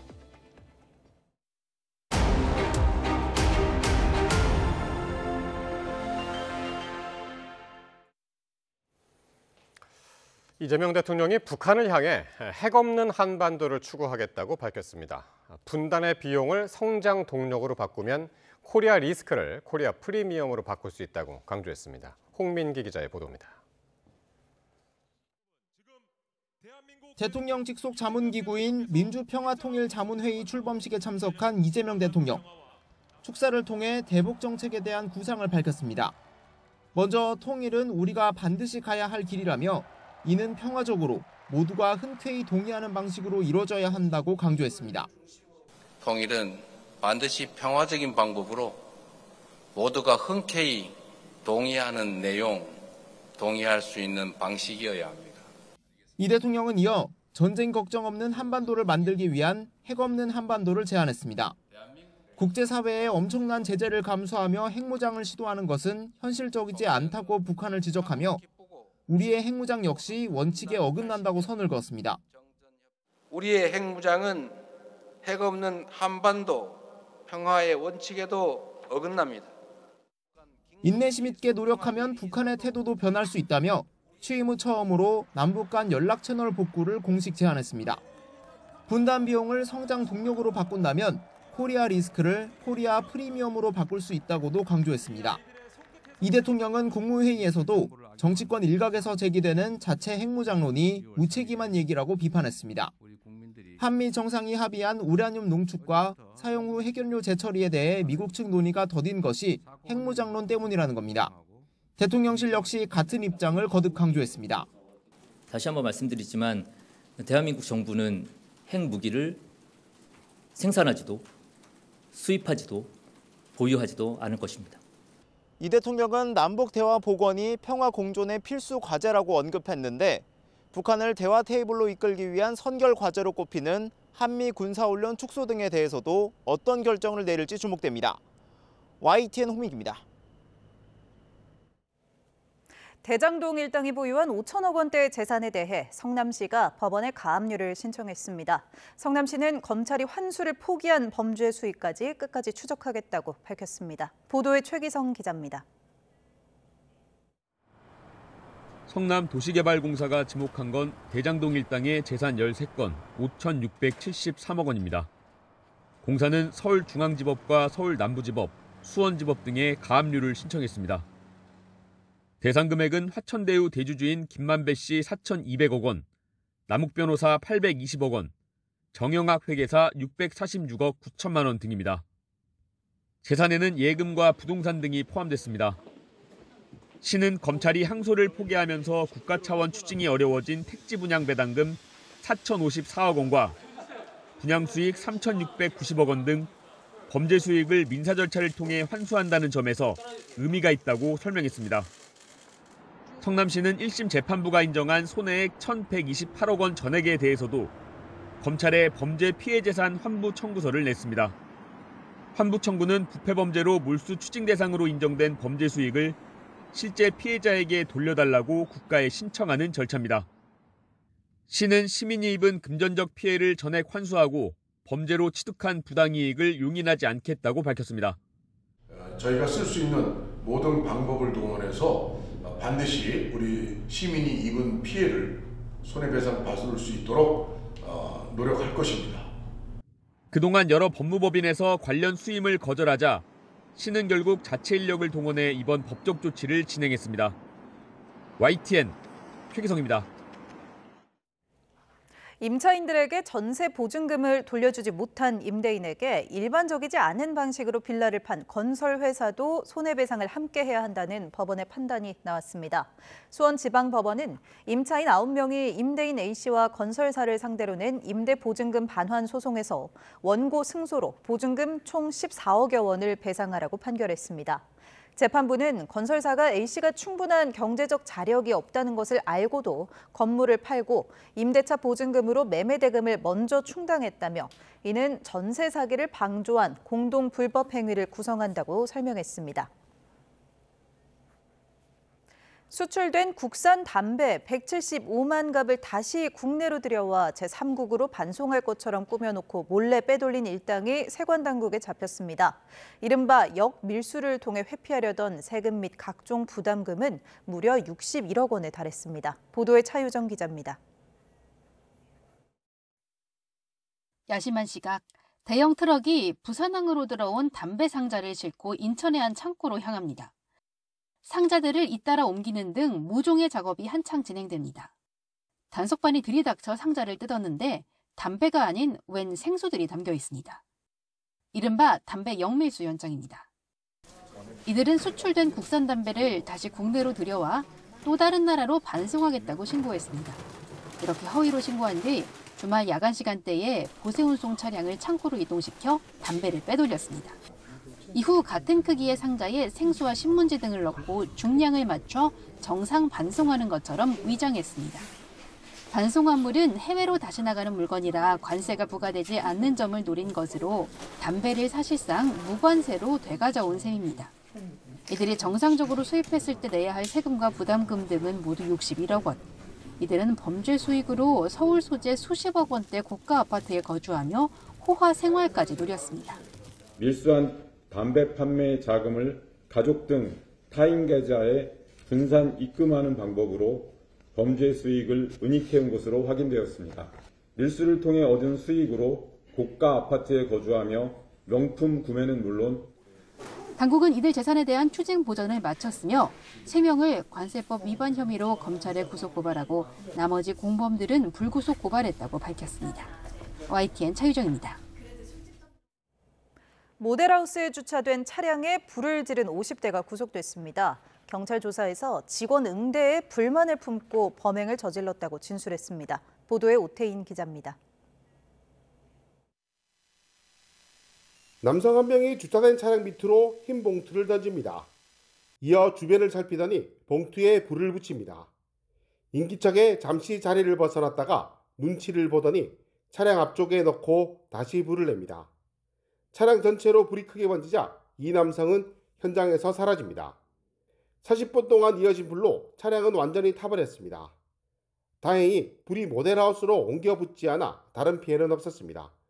출고한 지가 2개월 남짓밖에 안 됐는데요. 신차 전소됐으니까 어차피 차량이 폐차해야 되잖아요. 불을 지른 남성은 50대 A씨. 경찰 조사에서 A씨는 전날 지인들과 차량이 주차된 모델하우스를 방문했는데 직원 응대에 불만을 품고 범행을 저질렀다고 진술했습니다. 하지만 불탄 차의 주지는 A씨와 한 번도 마주친 적이 없는 다른 직원이었습니다. 모델하우스를 찾아갔는데 불친절하다고 이제 그 보고서에는 나와 있는데 불친절하다는 이유로 불만을 품고 방화를 했다. 이렇게 보고를 받았거든요. A씨는 경찰 조사에서 술을 마시고 범행을 저질렀고 일부는 기억이 나지 않는다고 진술한 것으로 알려졌습니다. 경찰은 방화 혐의로 A씨를 구속해 범행 동기 등을 조사하고 있습니다. YTN 오태인입니다. 전국을 돌면서 영업이 끝난 식당이나 카페에 몰래 들어가 현금을 훔쳐 달아난 60대가 서울에서 부산까지 700km를 뒤쫓은 경찰에 붙잡혔습니다. 이 절도범이 석 달여 동안 전국에서 훔친 금액은 1,400만 원이 넘습니다. 사건 사고 소식 조경원 기자입니다. 영업이 끝난 식당 안 창문이 서서히 열리더니 마스크와 장갑을 낀 남성이 모습을 드러냅니다. 성큼성큼 계산대로 향한 이 남성이 이리저리 기계를 만지자 현금함이 열립니다. 거리를 지나는 시민을 의식한 듯 잠시 몸을 숙이기도 하지만 2분여 만에 현금을 챙겨 그대로 달아납니다. 60대 A씨는 지난 8월부터 석 달가량 전국 14개 도시에서 영업을 마친 식당과 카페 33곳에 침입해 돈을 훔쳤습니다.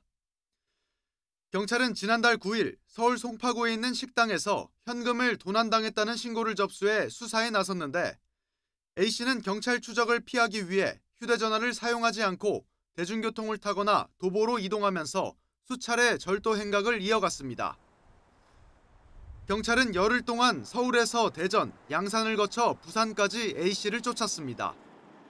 700km에 달하는 동선을 쫓아 CCTV 800여 대를 분석한 끝에 지난달 20일 밤 부산 거리에서 A씨를 긴급 체포했습니다.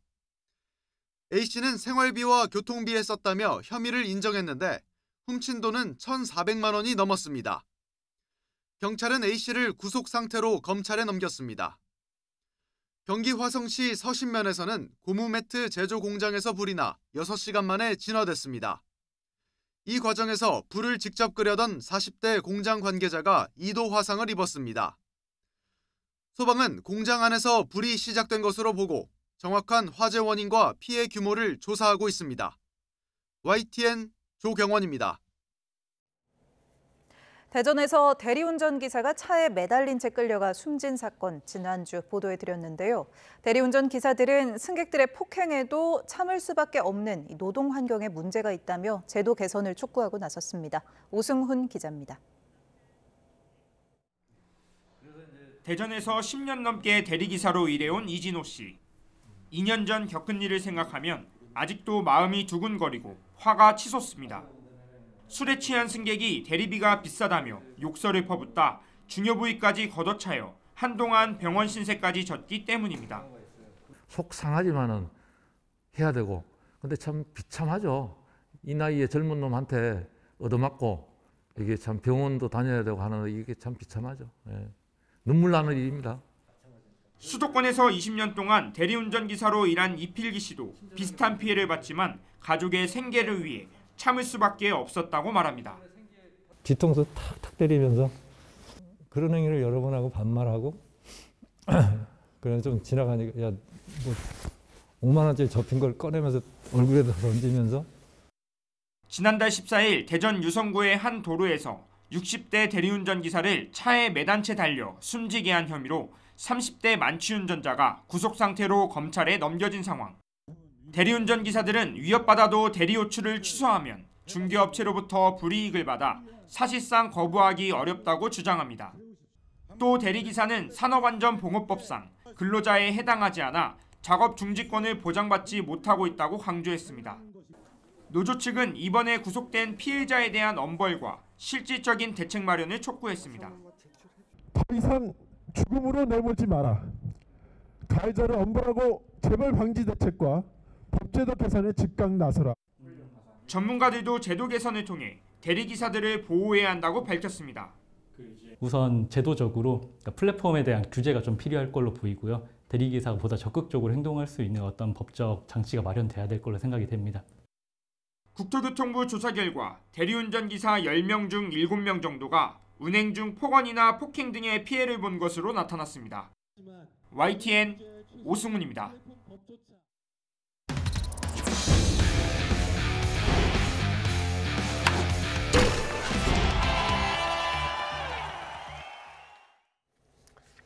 한화 폰세와 KT 안현민이 조화제약 프로야구 대상 시상식에서 공동 대상을 수상했습니다. 안현민은 수상 소감에서 대상에 걸맞은 좋은 성적을 내겠다며 내년에는 한국 시리즈 MVP를 받고 싶다는 포부를 밝혔습니다. 미국 출국으로 시상식에 불참한 폰세를 대신해 아내 엠마가 수상했고 남편이 마운드에 오를 때마다 날개를 펼칠 수 있게 도와준 분들에게 영광을 돌린다고 말했습니다. 최고 타자상은 송성문이, 최고 투수상은 LG 임찬규와 삼성 원태인이 공동 수상했고 신인상은 LG 송승기에게 돌아갔습니다. 올 시즌 프로야구 최우수 선수 코디 폰세가 계약 기간 3년에 3천만 달러에서 4천만 달러 수준의 대우를 받고 메이저리그로 돌아올 것이라고 MLB.com이 보도했습니다. MLB.com은 한국에서 제도 약한 폰세가 자유계약 선수 시장에서 큰 관심을 받고 있다며 특히 선발 로테이션 구성에 어려움을 겪고 있는 샌디에이고에 어울리는 선수라고 전했습니다. 이어 폰세의 직구 구속이 메이저리그에서 뛸 때보다 시속 2마일 정도 빨라졌고 스플리터까지 장착해 탈삼진 능력이 좋아졌다고 평가했습니다. 프로배구 컵 대회에서 우승을 했지만 막상 정규리그에서는 7연패에 빠지면서 최하위로 추락했던 IBK 기업은행. 여우현 감독 대행이 지휘봉을 잡고 2연승으로 분위기를 다시 반전시켰습니다. 경기는 재밌게, 지시는 명확하게라는 여오현 대행의 리더십이 일단 통했습니다. 보도에 이경재 기자입니다. IBK 기업은행은 지난 9월 컵 대회에서 9년 만에 우승에 이어 정규리그 미디어데이에서는 우승 후보 1순위로 꼽혔습니다. IBK가 5표를 받았고 그리고 도로공사에게 1표. 하지만 전망은 빗나갔습니다. 초반 9경기에서 1승 8패. 베테랑 김호철 감독은 스스로 사령탑에서 물러났습니다. 갑자기 임시 지휘봉을 잡은 여우현 감독 대행은 바닥까지 가라앉은 팀 분위기를 바꾸는 데 주력했습니다. 선수들에게 코트에서 마음가짐은 놀이동산에 온 것처럼 편하게, 재밌게 하라고 강조했고 여우현 감독 대행이 오시면서 좀 더 재밌게 하자라는 말씀을 많이 하셨기 때문에 대신 지시할 게 있으면 선수들과 일일이 눈을 맞추며 명확하게 전달했습니다. 뛸 필요 없어. 그냥 올라오면서 빨리만 때리면 돼. 그냥 루킹 낮아. 괜찮아. 인사 우리 뭐 하기로 했어. 첫 번째 들어가서 뭐 하기로 했어. 수비되면 세컨볼. 결과는 2연승. 지난 26일 한국생명에 이어 주말엔 2위를 달리던 페퍼저축은행까지 잡았습니다. 목요일 3연승 도전 상대는 정관장. 승리하면 탈꼴찌에 성공합니다. 공격은 연결만 잘해주면 저는 잘 때릴 수 있다고 생각하거든요. 그냥 디펜스 부분이나 커버 연결 그런 부분에서 더 중점을 주고 그런 팀을 만들고 싶습니다. 현역 시절 별명은 월드 리베로. 수백 수천 번 위기에서 몸을 던져 공을 살려냈던 여우현 감독 대행이 팀을 어디까지 끌어올릴지 관심입니다. YTN 이경재입니다. K리그 3연패를 이루었던 디펜딩 챔피언에서 9위로 추락하며 2부 리그 강등을 겨우 피한 울산 구단이 팬들에게 사과했습니다. 울산은 구단 SNS를 통해 실망스러운 성적으로 시즌을 마감해 팬들에게 죄송스러운 마음이라면서 뼈아픈 결과를 무겁게 받아들이고 책임을 통감하고 있다는 사과문을 올렸습니다. 10년 만에 프로축구 K리그2로 강등된 대구FC의 조광래 대표가 물러났습니다. 대구 구단은 조광래 대표가 2025 시즌 종료와 함께 사임했다고 밝혔습니다. 대구는 올 시즌 부진을 거듭한 끝에 K리그1 12개 팀 가운데 최하위에 머무르며 2016년 이후 10년 만에 K리그2로 강등됐습니다.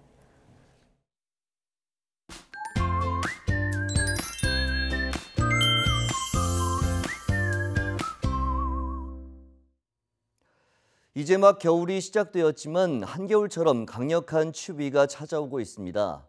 계속해서 찬 공기가 유입되면서 점점 더 기온을 끌어내리고 있는데요. 중부와 경북 북부 곳곳에 한파주의보가 내려진 가운데 서울 아침 기온이 영하 8도, 대구 한령 영하 14도, 대구 영하 4도까지 떨어지겠고 찬바람의 체감 온도는 이보다 3도에서 5도가량 더 낮아지겠습니다.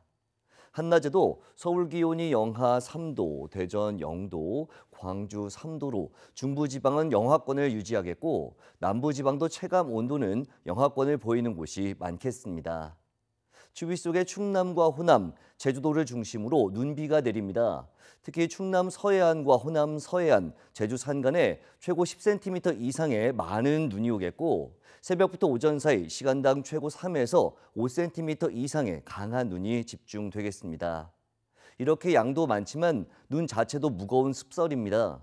축사나 비닐하우스가 무너지는 등 피해가 우려되는 만큼 대비 철저히 해주시기 바랍니다.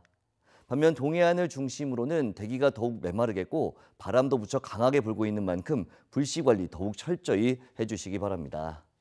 모레는 서울에도 첫눈이 내리는 등 내륙 곳곳에 눈비가 오겠고 금요일부터 점차 추위가 누그러질 전망입니다. 날씨 정보였습니다. 예, 마무리하기 전에 한 가지 소식 전해드리겠습니다. 지금 국회에서는 본회의가 진행이 되고 있는데요. 배당소득 분리과세 개정안이 국회 본회의를 막 통과했다는 소식입니다. 50억 초과 구간이 신설됐고 최고 세율 30%를 적용하는 내용 등이 담겨 있습니다. 그리고 국회에서 728조 규모의 정부 예산안 통과도 지금 막 눈앞에 두고 있습니다. 네, 이어지는 뉴스에서 조금 더 소식이 들어오면 전해드리도록 하겠습니다. 네. 화요일 뉴스나이트는 여기서 인사드립니다. 고맙습니다.